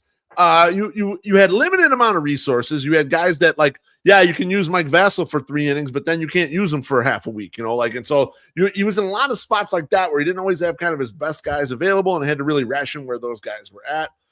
Plus, having to plug and play closer allows you to get more aggressive with some of the guys you guys were talking about. Like MSS mentioned, them understanding how to be relievers, but also them being in the spot where they can let it fly. There's no concerns about, like you said, Chorizy, having to turn it around the next day and like, hey, we need you to close today, even though you opened that game for 2 innings yesterday. Like, there's going to be less of that. So it does take some stress off of those fellas, So I think from that perspective, reducing agita for Venable and also moving the guys down and giving them different types of opportunities and really letting it fly with them, removing some of the pressure for them is good. The second thing is, it's something that the White Sox just need is he should be a tradable asset come August 3rd when the trade deadline comes. And like as much as they made strides in their bullpen and their farm, like the top end of it is rendering a lot more than it had been. Like it was someone put up a graphic showing like the top 3 prospects at the start of 2023, and it was Colson Montgomery, Oscar Colas, and Brian Ramos, RIP and peace. He's just been DFA'd from the roster. And it's like, hey, look how far we came from here. But if you see an interview with someone about the White Sox bullpen, some of the people that analyze it, and I saw one with Keith Law today, he's going to say the top of the farm is good. They're turning out some stuff. They lack depth. And where they lack depth is in international markets where they haven't been able to buy in very much good, and they haven't been flipping relievers to get like the 13th prospect in the farm system and kind of fill it out and get it more fill. And so like this money that they're spending here in theory could get flipped out and could become that kind of guy and make their farm system deeper. So from that perspective, I'm fine with it. I just don't love it. Like if I had the 20 million available, I would have gone and signed Chris Bassett tomorrow and lengthened the starting pitching rotation. Like, back when it was originally like the money was out there, I would have said, oh, just get that guy and put these guys at ease and we'll play the rest by ear. And you could still trade that asset too. Well, it's a different way of doing it because you kind of put Sean Newcomb into the bullpen, right? And it could have the same effect of like not feeling the need to pitch these guys as much, put as many high leverage moments on them. And I think that like you still will get plenty of those opportunities for Taylor and Leisure. There's no shortage of high leverage when you're scoring 3 runs a game. So absolutely. So I think that's there. I mean, I think the one thing I always wanted to ask you, Beef, though, is like, how worried are you now with adding a bullpen piece about your guy Jettickson at the very end of the bullpen? He's kind of he's teetering even more now. He's not the one I'm worried about. I'm worried about the big boy, the Alberto or whatever. The guy is 6'8" that can't throw strikes. I think Jettickson makes it as like the long reliever or like the second long reliever because obviously you have Vasil is kind of like the first long reliever there. But now Vasil has options. See, here's the beauty of some of this stuff. It's like when you rescue the Rule 5 guys, obviously you're not going to option Shane Smith because he's one of your best starting pitchers. But let's say you get in a pinch where you need to option Vasil because of a numbers game. You can do it. He's got 3 options now. You don't want to do it. I like him. I think he's a good reliever. But I think they're going to try their best. I still think they're in accumulation mode, Chorizy. So I think they're going to push every edge. And like I said, you might see Brooks Baldwin go down to Charlotte unfairly, in my personal opinion. You might see Mike Vasil go down to Charlotte unfairly, in my opinion, just to cover the numbers game and make sure that they could have the maximum amount of talent here. So yeah, there is a little push and pull. I don't want them to sign another reliever. I'll put it that way. I want to hold on to these Rule 5 guys and give them a shot. So don't sign nobody else in the bullpen, Gets. Well, that's the next question though. Like there's still some money left over, and if we look at the money is $7 million this year, which it is. There's theoretically 13 million still sitting there. What would you do with that money? Oh God. So I did the au jus on Monday night with my guy Alex Rude. There was some great stuff in there, and Alex always like gets my brain churning on stuff. And if you asked me before that, I would have told you starting pitcher, like I was just telling you about Chris Bassett.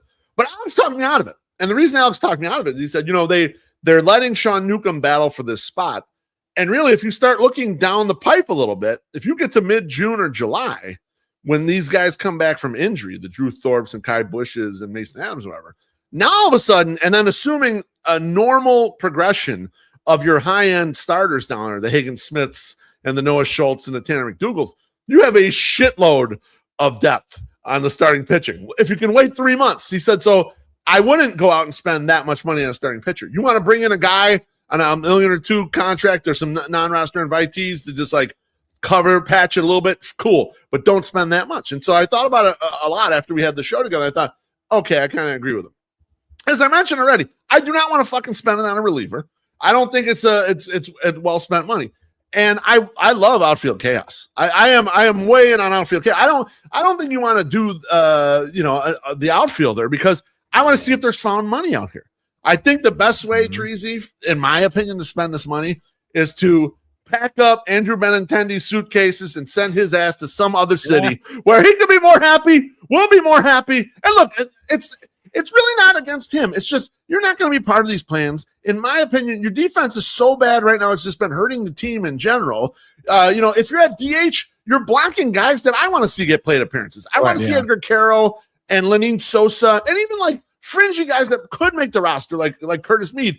I would rather see them hit to see if they're going to become something than see you bat, even though you might be, in theory, a better hitter than them right now. So I would ship him out to somewhere, maybe Houston, where they could use lefty bats. And they got the Crawford boxes, so it's not too tricky in left field. Jordan Alvarez can make left field work. Maybe this knucklehead can make left field work there.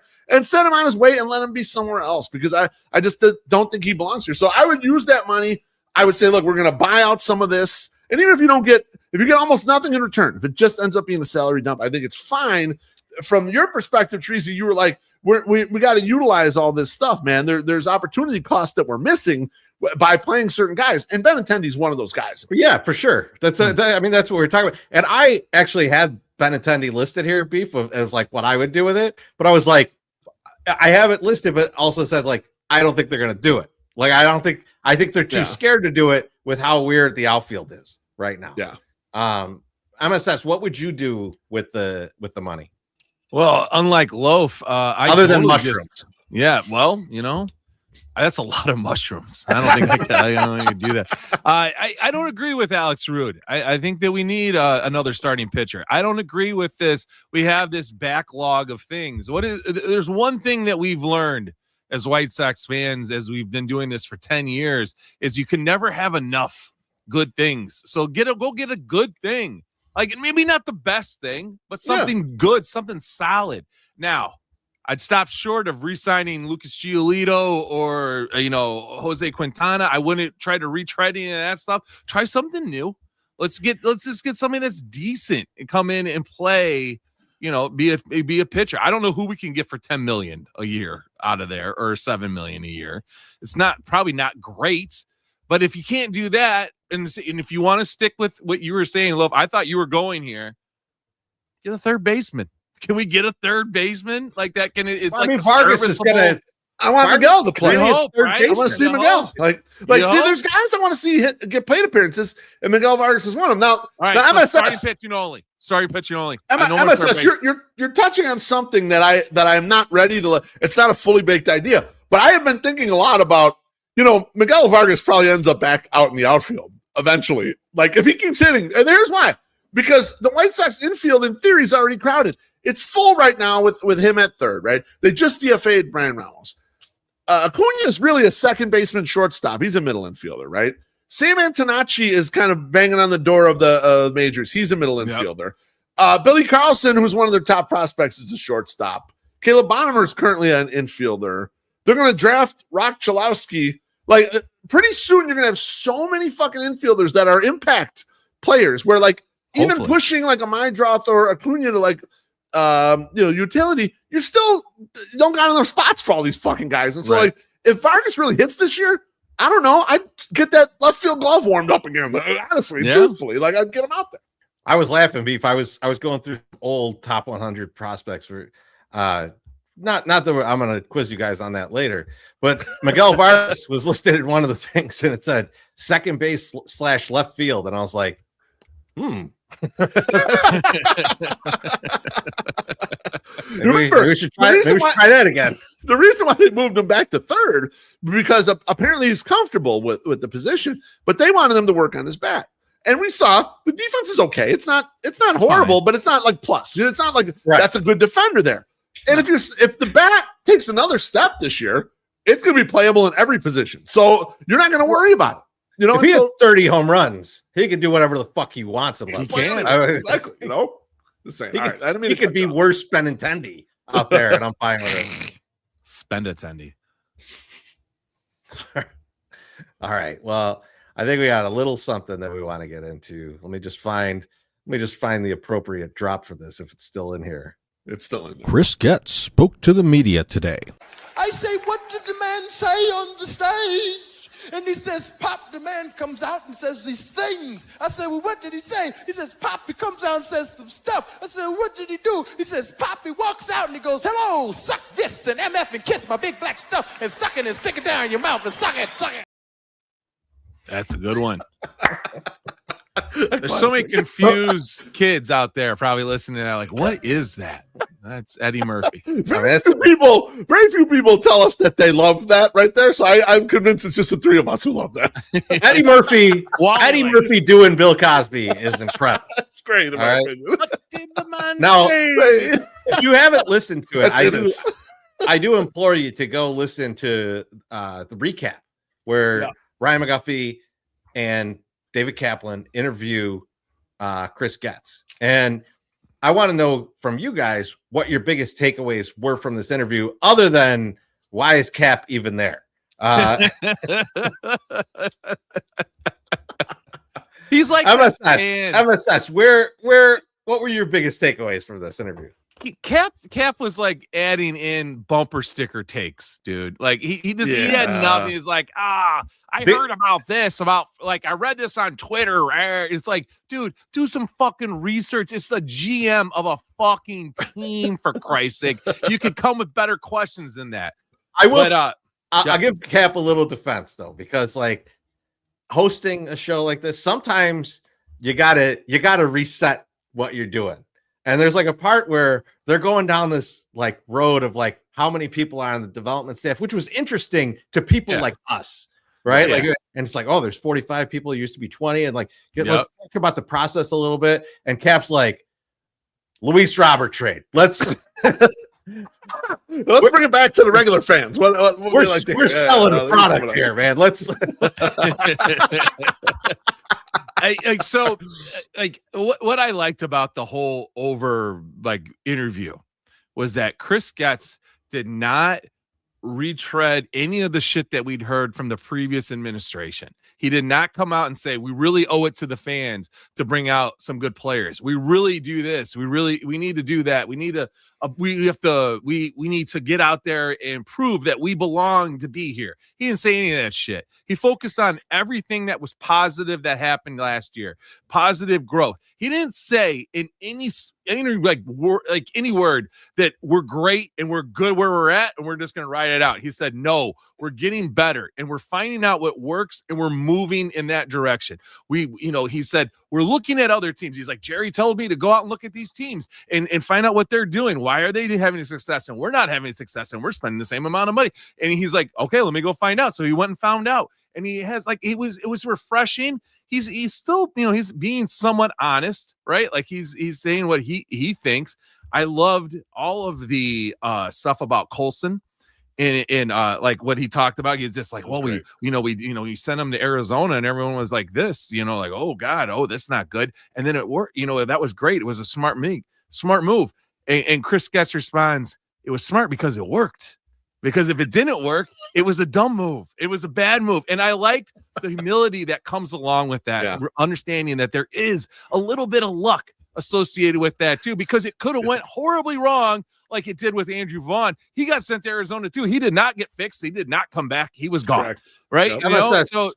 I agree for the most part, I still think there was a little too much patting themselves on the back for a 102 loss season. Well, right.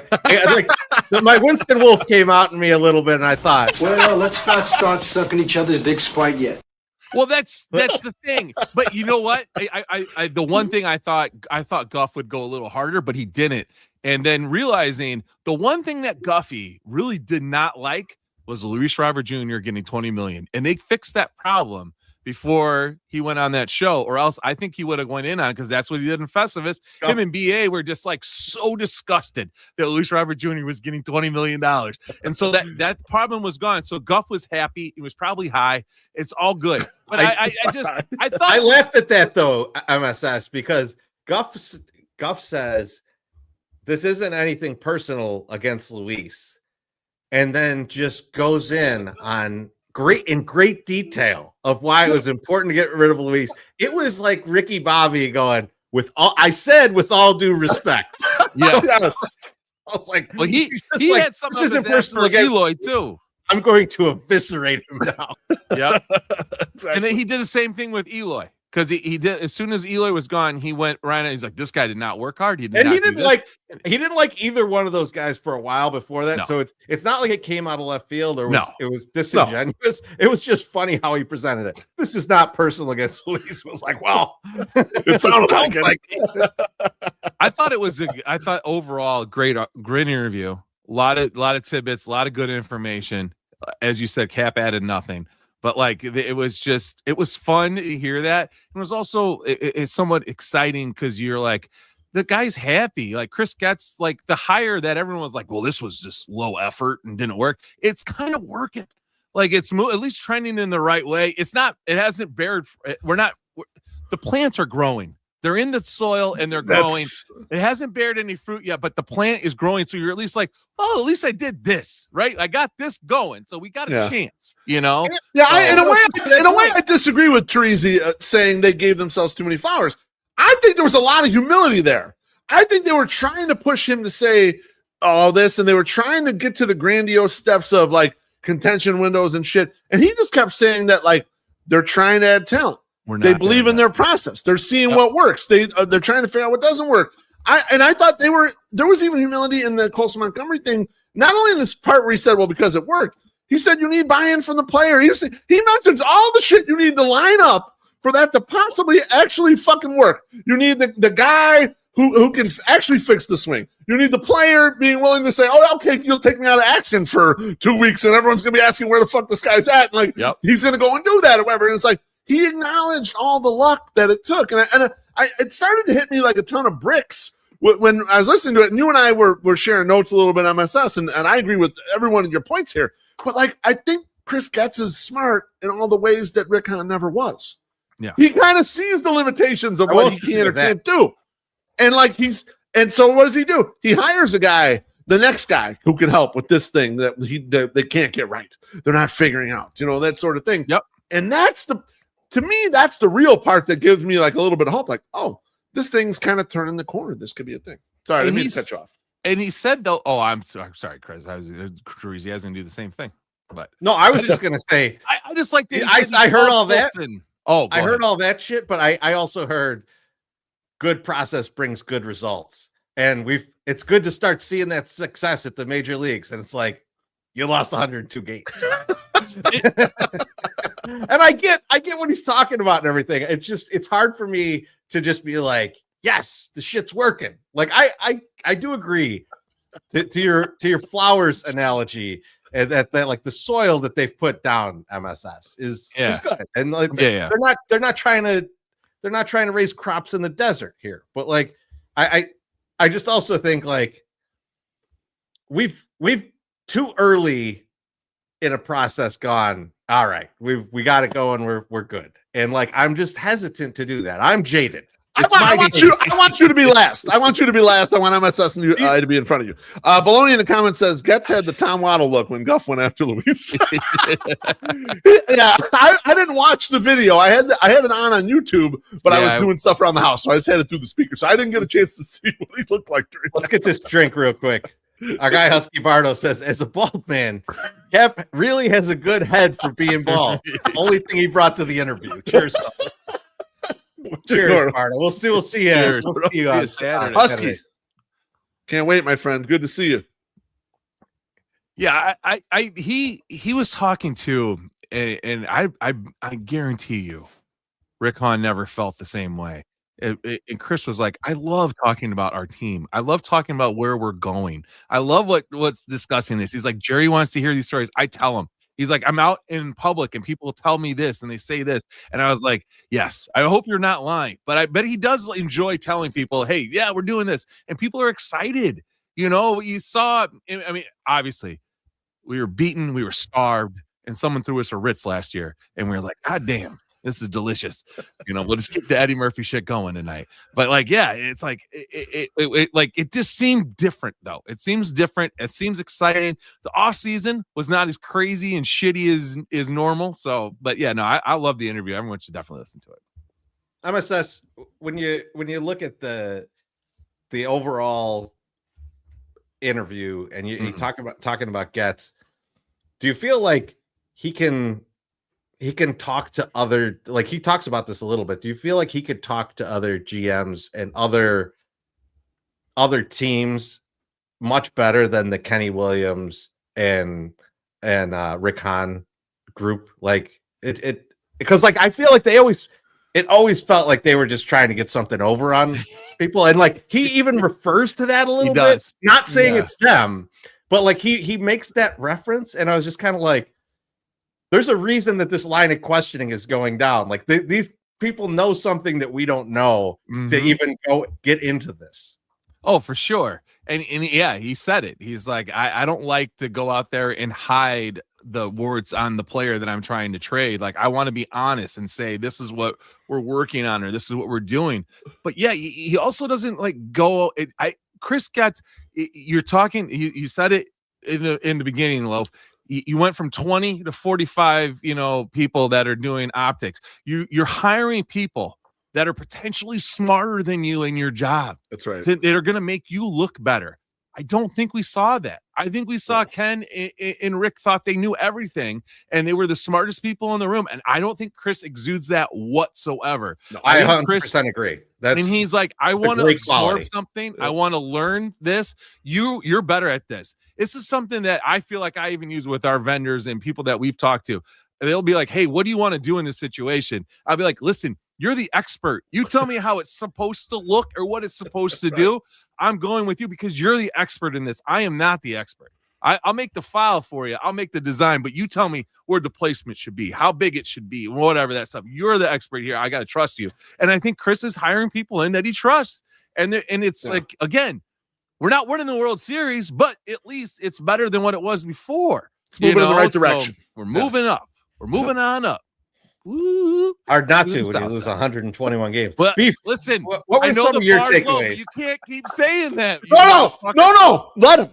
I want him on that side. We're on this side. Okay. Treasy's on that side. And we're gonna keep it that way. I'm not taking a side. I'm just being cautious. I'm just being cautious. Good vibes, bad vibes. That's right. Yes. That's right. Yeah. We got it. We got them on lockdown now. All right. You guys are not paying for Twitter for 12 hours to get the end again. We'll see what happens. You guys and your fucking vibes. I've had enough. I've had enough of this shit. Man, we you know what, Loaf? We're gonna make a good vibe shirt. And we're not giving one to trees that don't get one. It's going to be tie-dyed, and it's going to have a mushroom on it. And you're going to have to. A beef and a mushroom. We're going to have to give one to me because between you two and the two people that buy it, you're not going to have enough for a minimum order. Oh, that sounds like a challenge. I think we're doing it now. Oh, go for it. Put your own money up. This is the Chorizo we need right here. We need red-ass Chorizo into the season. That's what we need. Beef, what were your stupid fucking takeaways? Well, you know what? MSS hit a lot of the high notes. I really agree with a lot of the things he said.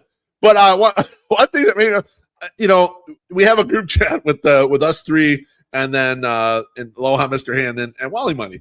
And Mr. Hand, the first thing Mr. Hand says, because he's like, I'll give you guys my feedback on the Guffey interview, and he's like, I love Chris Getz's transparency. And I've said it on this show multiple times already. Chris Getz tells us too much, and our fan base is too stupid to really absorb all of it. And I'm worried because this was very transparent. A lot of shit in there was super transparent that I was like, oh my God, someone's going to take some shit the wrong way, and this is going to go crazy on Twitter. Now, I love it for fans like us who really want to absorb all this stuff and understand what they're doing or whatever. Well, we always felt like we were getting a lawyer speak. We're not getting the real shit from the last group. But now I feel like we're getting as much as they can give us in reality. Like, I know they ain't giving us everything, but probably too much for everyone else. What I love is early on, he fucking backhanded Han. He shit all over Han. And he was talking, they asked him a question about when it's time to bring up prospects. And he said, he said that, you want to make it organic. You want to make it on their own timeline. You don't want to make it that they've checked certain boxes, and so that's the time tonight. And I was like, that is a backhanded slap at the last group when they promoted people and how they did things. And he thinks that their methodology is better. Now, so far it has been. Like the people they've graduated, these guys have looked ready to play baseball. I'm going to be honest with you. When Oscar Colas showed up in right field in front of us, he looked like he had never seen a baseball before. But when I saw Mydroth and Colson Montgomery and the catchers, and when they showed up, they looked like they know how to play. Yeah, they went through slumps and shit, but they looked like they were ready to absolutely fucking go.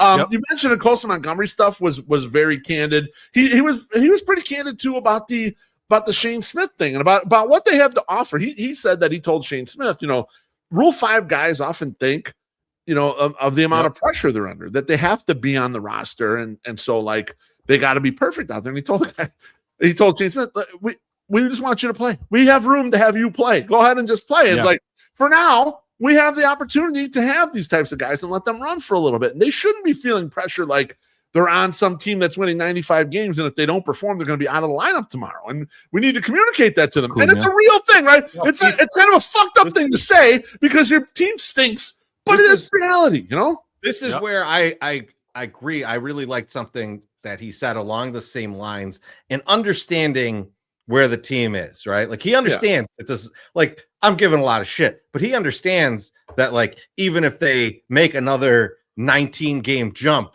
they're still a sub 500 team, right? Like so the way he's looking at the offseason isn't putting all kinds of pressure on himself to do the wrong thing, right? And so they asked him about the outfield, and you could take it as him switching the subject, right? But I did like that he was like, if that presents itself, great, but there's other places that we can find runs, that we can find wins. And he's talking about Sir Anthony, and obviously they haven't actually signed him until today. So they couldn't mention the real name, but they talked through this. Talking about that. But it was the realization from him that he's looking at what's available out there. We showed it earlier. Yeah, it's just trash. I mean, there was like the real big guys and then Kaka, right? And so he looked at that and said, exactly what me and you were talking about over drinks recently with the Bears, where it's like there's a chance they can't get an edge rusher. As much as we know they need an edge rusher, there's a chance they're not going to get a very good one through the draft or free agency, just the way that things are playing out. And you were like, should they just get like some big dudes and try and just stop the run? Just get killers at other spots, yeah. And Get's thinking about the offseason like that, of like, the outfield's unfixable right now. I'm going to just throw a bunch of shit over there and see what we could do. Like, all the windows are broken. We're putting up plastic, all right? But I got a door guy. Ryan Fuller and Derek Shulman could get one of these guys through. We don't know. We're going to try it. I got an HVAC guy, though, that could like really put a good system in the house. And so like him looking at things like that. And I wouldn't be surprised if they add either another starter or just some kind of relief depth in terms of like some minor league contracts or something to just try and shore up a little more of the pitching, knowing that like infield looks okay, catching's fine, outfield, I don't want to look at that. And then pitching's coming, but why rush it? So make sure you get a little coverage. But on the pitching part too, I really liked something that he was talking about kind of like there's never enough starting pitching depth, right? And realizing that, and it seems so obvious. We've talked about it for so many years on this show, right? I mean, like we're 6-7 years ago, we're talking about how you need 8 starters going into the season, or else you have no chance. Like, overall, you're going to need about 13 different guys who are going to start games or something like that. And it seems so obvious, but we've seen across the league, and then especially with the Sox, them fuck this up. Right? Like, just like what we need another center fielder, so like that type of stuff. Austin and to hear him just think about Austin Jackson was the number one option. There was no one behind him. Absolutely none. JB Shuck. We had 5 catchers and none of them could catch. And you look at like how many pitchers you're going to need, and like I like him thinking about it that way of like, we need a lot of pitchers to get through this season, especially these are young guys. You got some guys coming back from injury mid-season or early in the season. Like him thinking about it that way, just like it relaxed me a little bit going, okay, he's not insane. And that I think also when you look at the list of the free agents that we popped earlier, he's been picking off wherever he can when something falls through the cracks, right? And he's going to grab it. Now, obviously, Murakami is the biggest version of that and the best possible outcome kind of thing of that. But like, I don't think that's going to stop him from finding maybe a couple starters that are like become $4 million guys that should have been $10 million guys, or guys that like are way at the kind of end of that, and we could get on a minor league deal. So I'm interested to see what he does, because it definitely, that was something that I took away from it. And I got one out of the box idea for you. I was gonna say, before you get to that though, you bring up a great point there, and it's something that Alex and I talked about on Monday. Is like there's also a lot of guys who are in the 40-man that are out of options right now. So when they make their final decisions, some guys are going to come loose from other teams that they'll be in position to pick up too. So like watch the entire spring training, because they're going to still be making acquisitions because of the way the roster is set up here. So it's very interesting. Yeah, I'd love to hear this out of the box idea. Let's go. Out of box. Let's hear it. So me and you both want to trade Corey Lee. We think there's value in trading Corey Lee. And I don't think you're going to build a roster where you have three catchers. Don't want three catchers. But Will Venable has seemed to be a little bit of a scared pussy when it comes to putting both catchers in the lineup. If we were interviewing him on Saturday, this would have been the first question. Why are you such a scared pussy?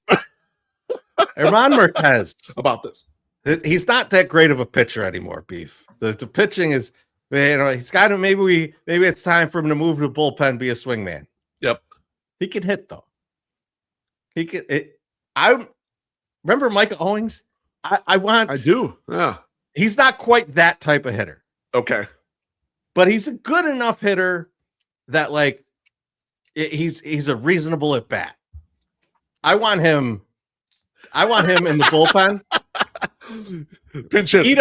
Eat up some bullshit innings throughout the thing, but let Edgar Caro DH a lot, because if he has to come out of the game for some weird reason, or if he has to move the catcher, Marquez just goes in and he'll hit for himself and hits. Yeah. I like it. That's a good blocker right there for that thing. Yeah, they shouldn't be scared of that shit. They got to start getting used to it and getting these guys. Like if both these catchers don't get injuries aside, they don't get 400 plate appearances each. We're screwing it up. They got to bat a bunch. Yep.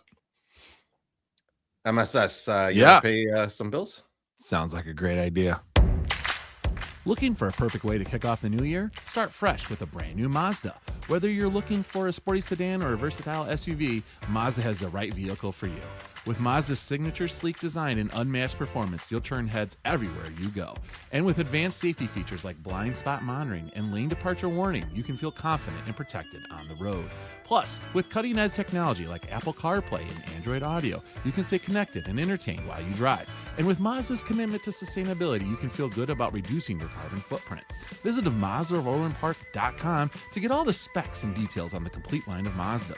Whether you're from the Chicagoland area, Northwest Indiana, or Southeast Wisconsin, they would love to have you visit and test drive a Mazda today. Happy New Year from your friends at Mazda of Orland Park. Mazda of Orland Park, home of the Zoom Zoom Nation. 8910 West 159th Street, Orland Park. 708-444-3200. Zoom Zoom. It's time for Last Call. Yes, a fan favorite, last call, if you will. Beef, since MSS is not here right now, this is one that I think only you will have answers to anyway. So I'm gonna go. I'm back. I like you going first. Just hydrated.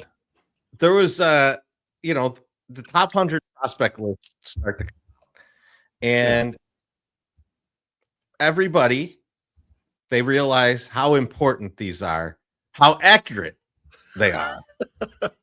And they get all up in a lather about who missed or who made it. Oh, this guy made it. Put him in the majors right now. All this stuff. So I want to take you on a trip back to 2023.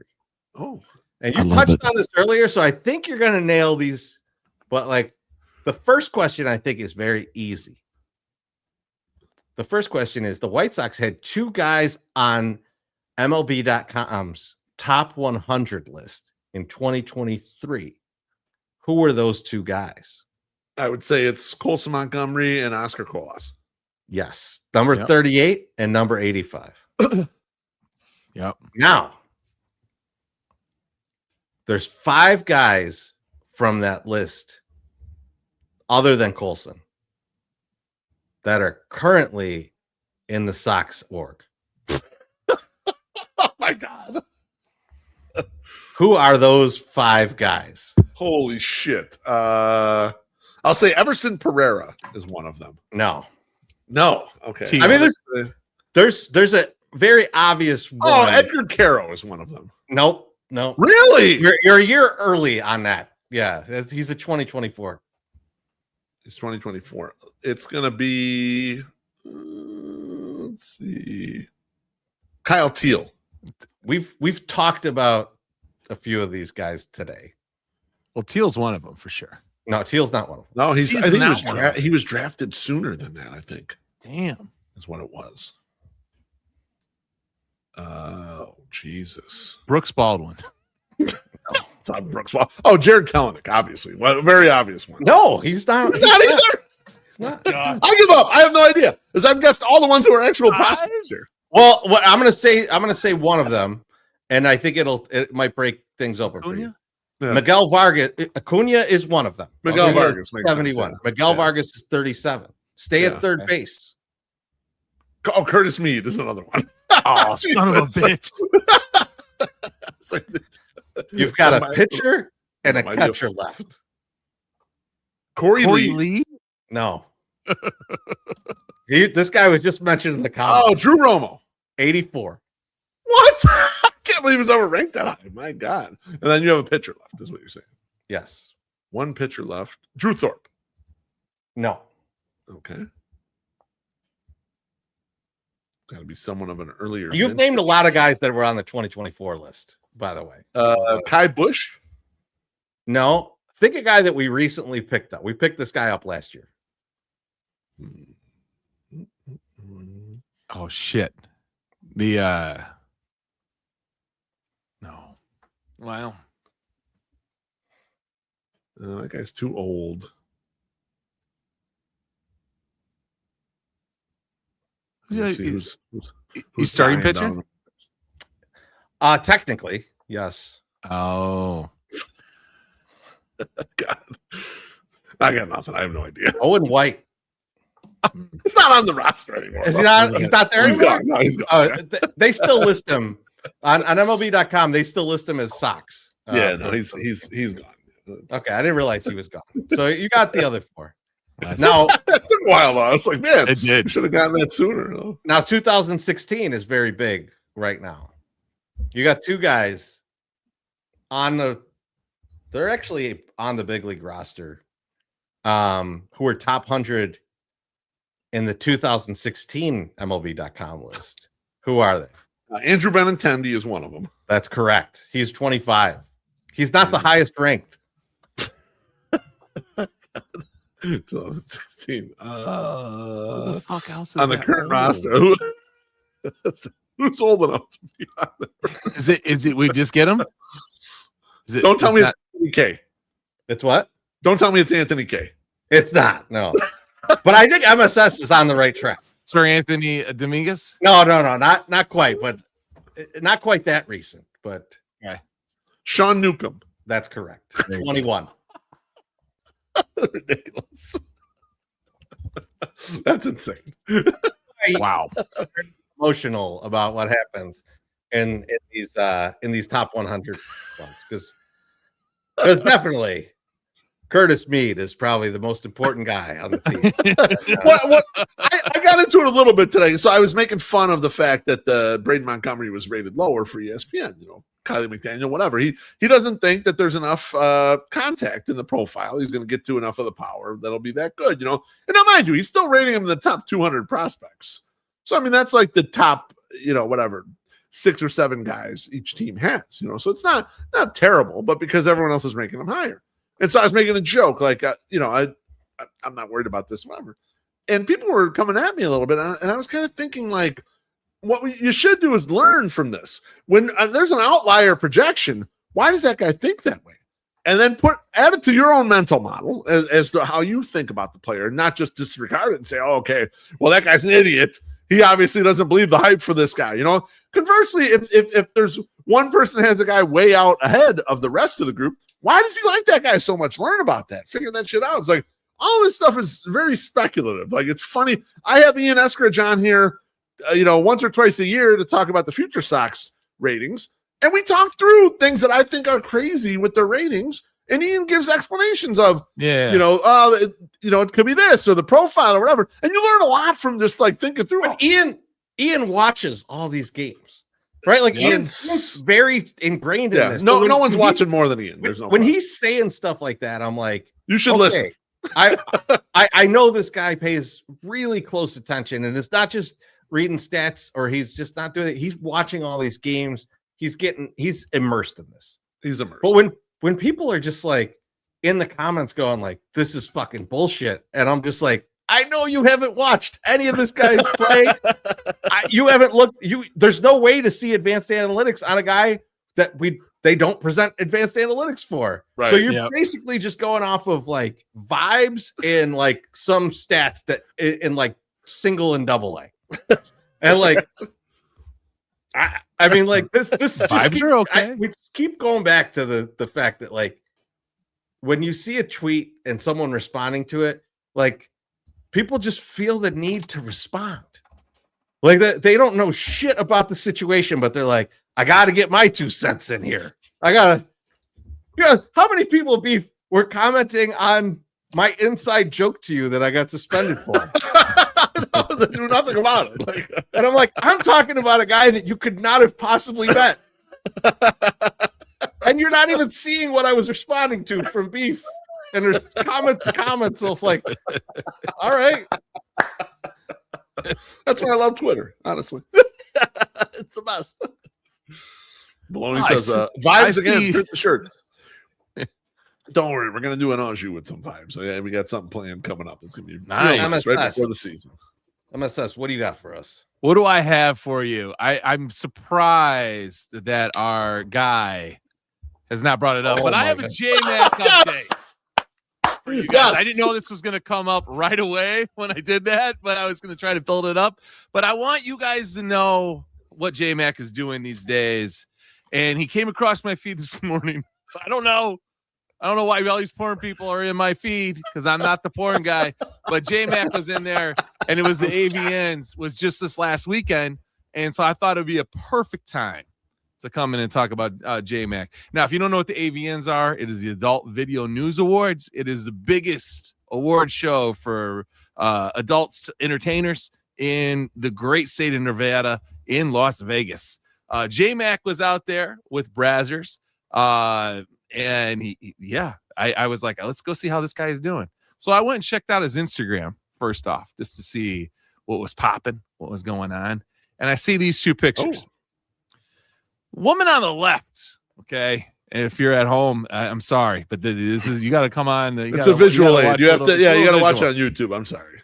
The woman on the left has got some curves, and she is just, I can't imagine standing next to this woman and looking like J-Mac does in that picture. He looks like he's like waiting in line to get a mochaccino. He's waiting in line for something. I know that. Go get his oil change. Like, could you imagine anyone from White Sox Twitter standing behind this woman and not smiling? Like, J-Mac's not even smiling. He's got a smirk. There's a little smirk there, yeah. But he's also like, yeah. And then on the right, and then on the right, he's at the AVNs and he's posing with a small Asian woman, and he's not even smiling at all. You know, and I'm just like, looks like he's got a coffee, you know. Yeah. It's like, or a dip. He might have a dip in. He could have a dip. He could have a dip. You're right. Is my man J-Mac depressed? And then I had to find out. So I kept going through his Instagram just to see.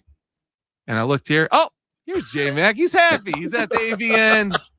This is an actress. I don't quite know who she is, but she had said, I can't wait to work with this guy and get a full Nelson, which apparently is the thing. I didn't know there's a sex move called the Phil Nelson, but all the girls were talking about. Well, he like picks the girls up, right? Yes, the small girls, he picks them completely up. Yeah. So they call it a full Nelson, apparently. So that's what it is. I'm glad that you're up with that hip lingo too. Well, if you can help us out. I'm also not the porn guy.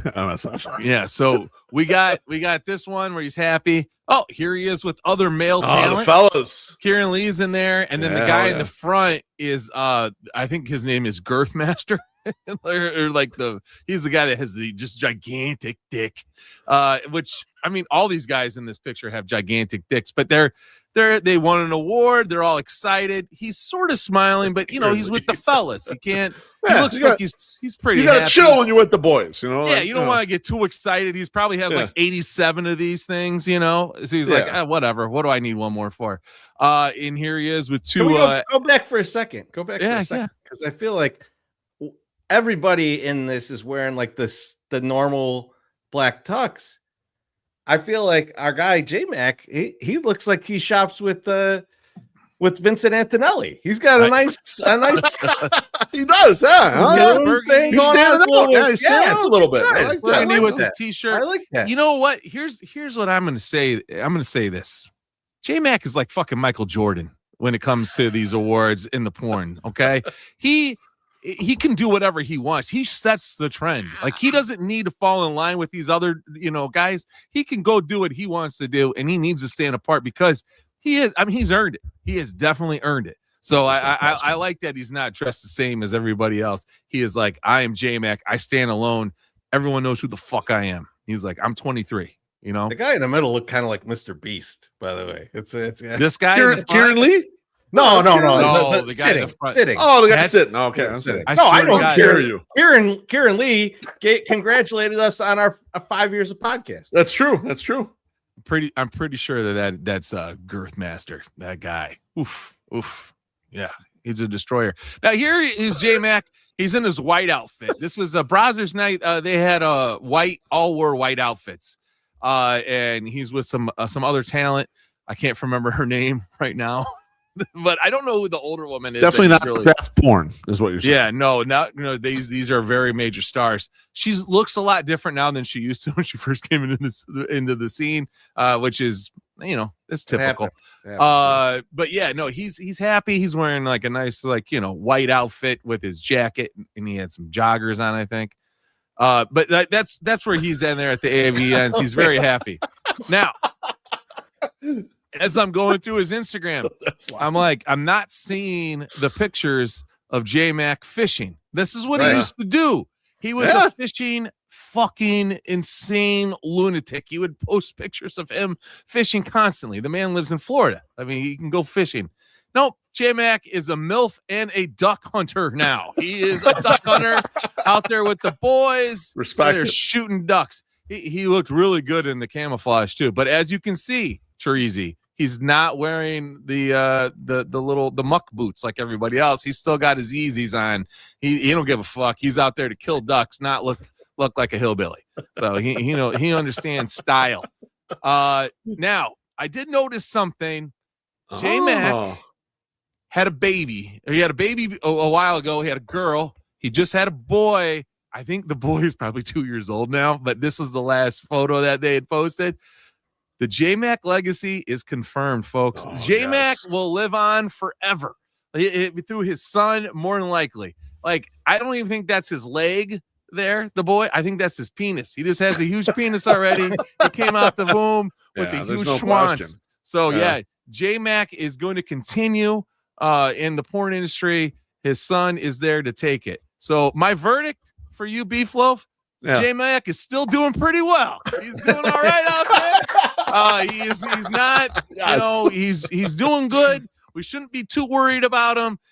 He seems sort of bored about some stuff, but I see him doing a lot of TikToks with new talent. The man is running through women at a phenomenal rate. This guy, he is just amazing. He never ceases to amaze me. So J-Mac, keep up the good work. And maybe someday we'll have you on the podcast and give you your flowers, Incredible. Thank you, MSS. I've been waiting for that. That's been long awaited right there. Beautiful. Beautiful stuff. I love sure that. You knew.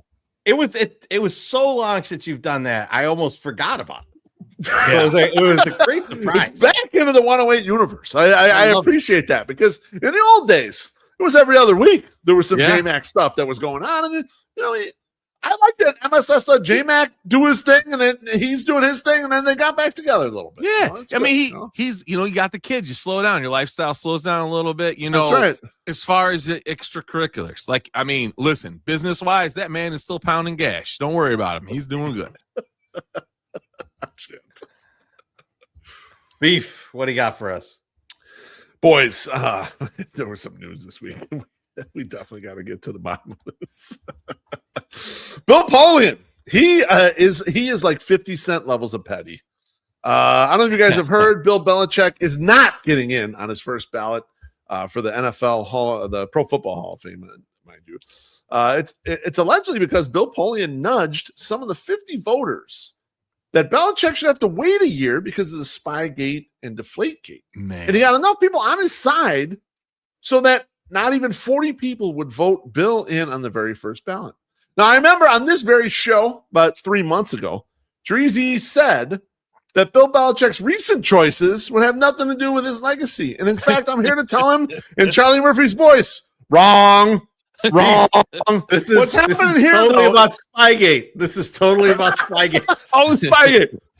My question for you guys, though, is should we really give a fuck that Bill Belichick's not getting in on the first ballot? Should football fans at large really care? Do you care at all? Because he's eventually going to get in. This is just like a short-term penalty. Chorizy, do you give a fuck that he's not getting in right now? I don't, and I didn't even realize that the voting was happening right now for the Football Hall of Fame. But I did.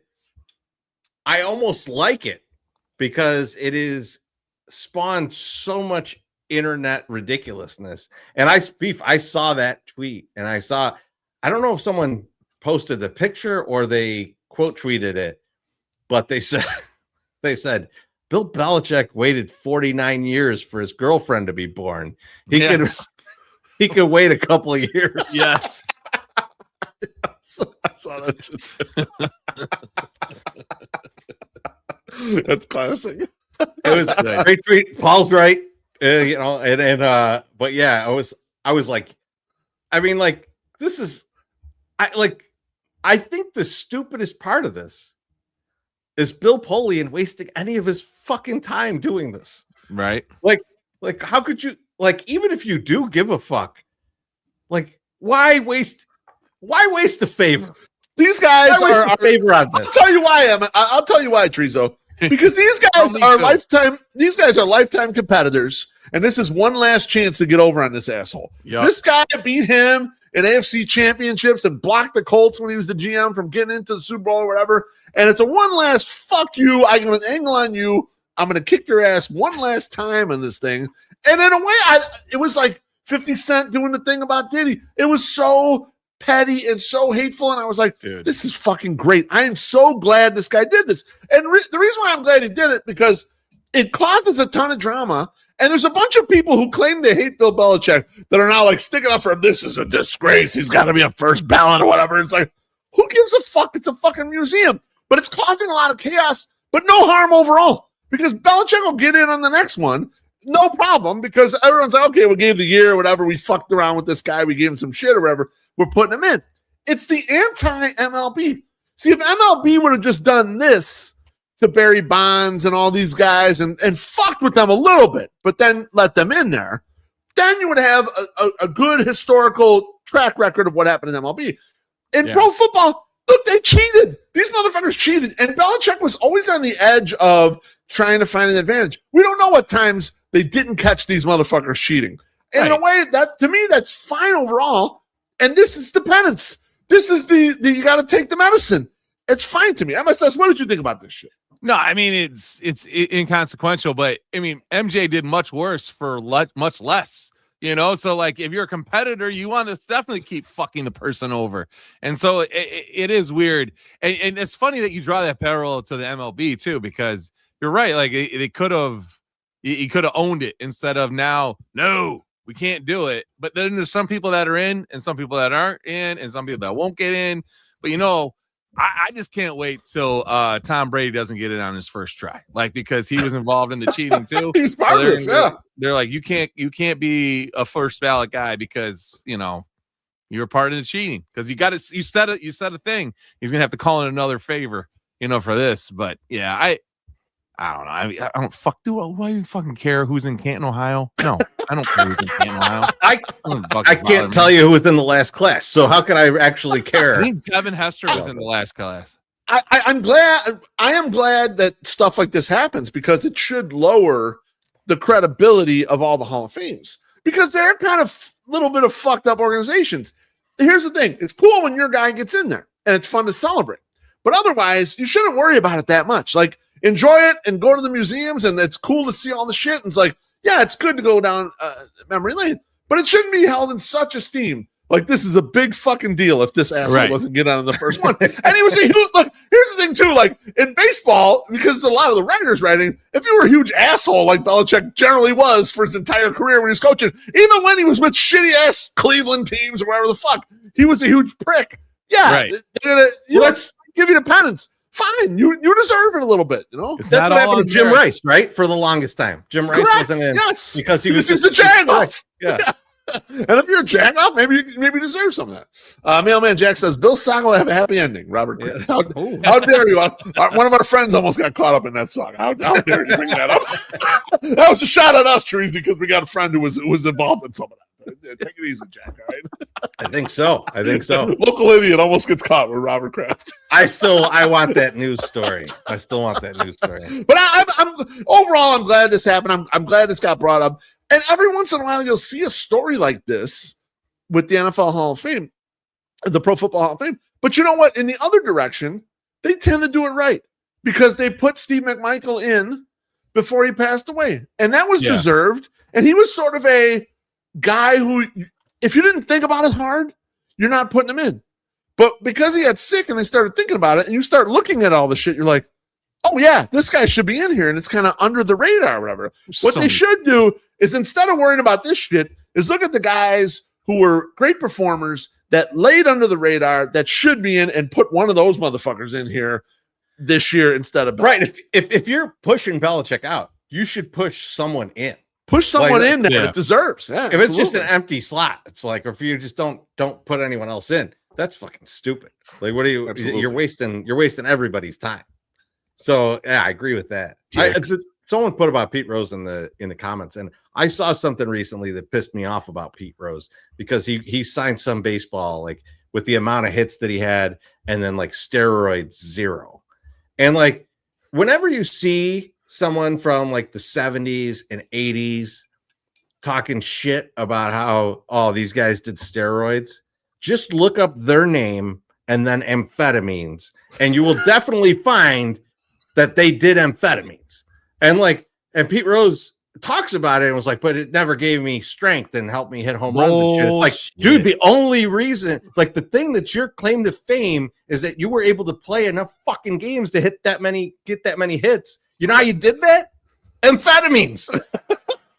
Steve Stone said it on the radio one time. I heard him. They asked him about this shit. He said, yeah, there would be one coffee that was the regular coffee and one coffee that had the green stuff in it. You know what that is? And if you had a hard night, you would have the one with the green stuff and you'd feel better for the game. Yeah, everyone fucking knew it. They were all on drugs. Yep. And Pete Rose is a gigantic asshole.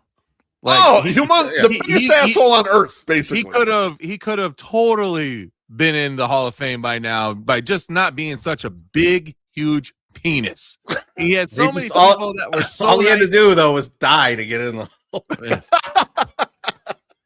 Just a big piece of shit. As far as I can tell. Yeah, I mean, there's tons of that in Major League Baseball, but I always soft skills. I get annoyed, and Bill Polian falls into this. I'm sure he did underhanded shit too.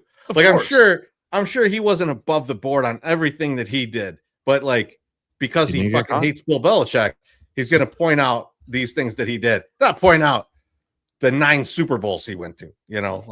Right? Fuck all these guys. All right. I think it's time for thank yous and GFYs. MySoxSummer, who are you thinking are GFY? 2 weeks in a row. I'm going to run it back. I'm going to thank all the people that have bought tickets for our after party tomorrow or Saturday, not tomorrow. Saturday. It's not midnight yet. They come through. We appreciate it.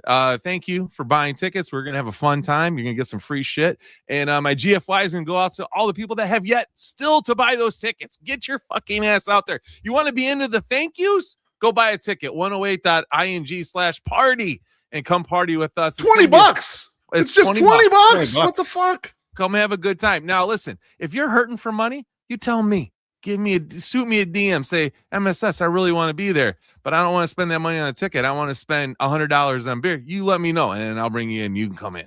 We'll figure it out. We'll make it all work. Okay. All right. So you just let me know. But yeah, that's my thank you and GFYs. But looking forward to seeing all the Sox fans this weekend, big time. It's going to be a good time, and the 108 fans. It's going to be a good time. Good back. Fuck yeah, Beef. Who are you thinking of GFY? I want to give a big hearty RIP to Terry Boers, a big bye cracky to you. Rest in power, King. One of the biggest influences on the hashtag 108 thing. So cheers to everyone who was celebrating his life this week. It was fun to listen to all the content. Matt Spiegel did a great job of like kind of harnessing all the people that were going to come and talk on 6-7 The Score. He was a terrific like master of ceremonies for all that. So it was great to hear all the Terry stuff. Just I've always been a big Terry fan. Love him. So cheers. Cheers. To Terry. Beef, unsurprisingly, that's also mine. A big thank you to Terry Boers for many, many years of bringing great joy to Chicago sports media. Joy. Absolutely. Some shit we need, man. Like that's right. Let's have some fun, man. We could talk sports and we could still have a shitload of fun. And he embodied that. And yeah, I just thank him for that because that's what we came up with, man. We grew up with that. And that's what we try to do here. It's very cool. And man, it's super sad that he's gone, but it's beautiful how many people have come out and talked about how great he was, how he impacted them. I love all the people that were calling in The Score and like all had weird Terry stories or Larry Horse stories that they were able to tell. We had one actually. And we do have one. So we went to the Wings and Rings Who Needs To Tavern tour. Boers and Bernstein were going to be there, and we park, we roll up, and we get out of my car, me, you, and Slim Mick. And there's Terry Boers standing there on the sidewalk. He has just parked his car. He has no clue how to feed the meter. He has no, because it's like on the app and all that shit. He's just looking around. He has no fucking idea what's supposed to happen. So we walk right past him. We go inside and we mention it to Dan Bernstein. He's like, well, they got a parking lot in the back for us. I don't know why Terry parked out there. So when the show started, he brings it up. He goes, those guys right there saw you outside confused with the meter. What are you doing? I don't know. Hey, buddy, I just couldn't figure it out. Classic Terry, fucking ridiculous shit. Right here in Bridgeport. Just said the Buffalo Wings and Rings. That was awesome. That was awesome. Awesome day. I still remember that day because Beef, me and you and Slim Mick are sitting in the booth. And Slim Mick goes, is that your dad? And we look over with no coordination. Our dad is at the same place. He's sitting at the bar. We wave over to him. He comes over. He's like, don't tell your mother I was here. That's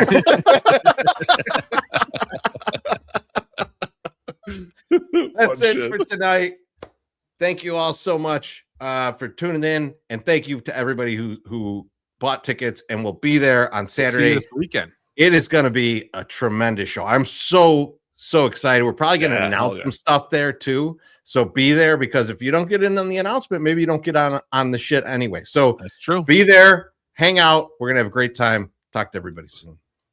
In the city of Chicago, back in the day, there was a ball player. They called him Jizz. They said playing for the White Sox, he had a certain flair. He hit 69 home runs, man, that ain't fair. He swung that bat like a wild tornado storm. Every time he stepped up, he smashed it. It was the norm. The ladies in the stands, they couldn't help but stare. The legend of Alejandro Jizz spreading everywhere. Ooh, Alejandro Jizz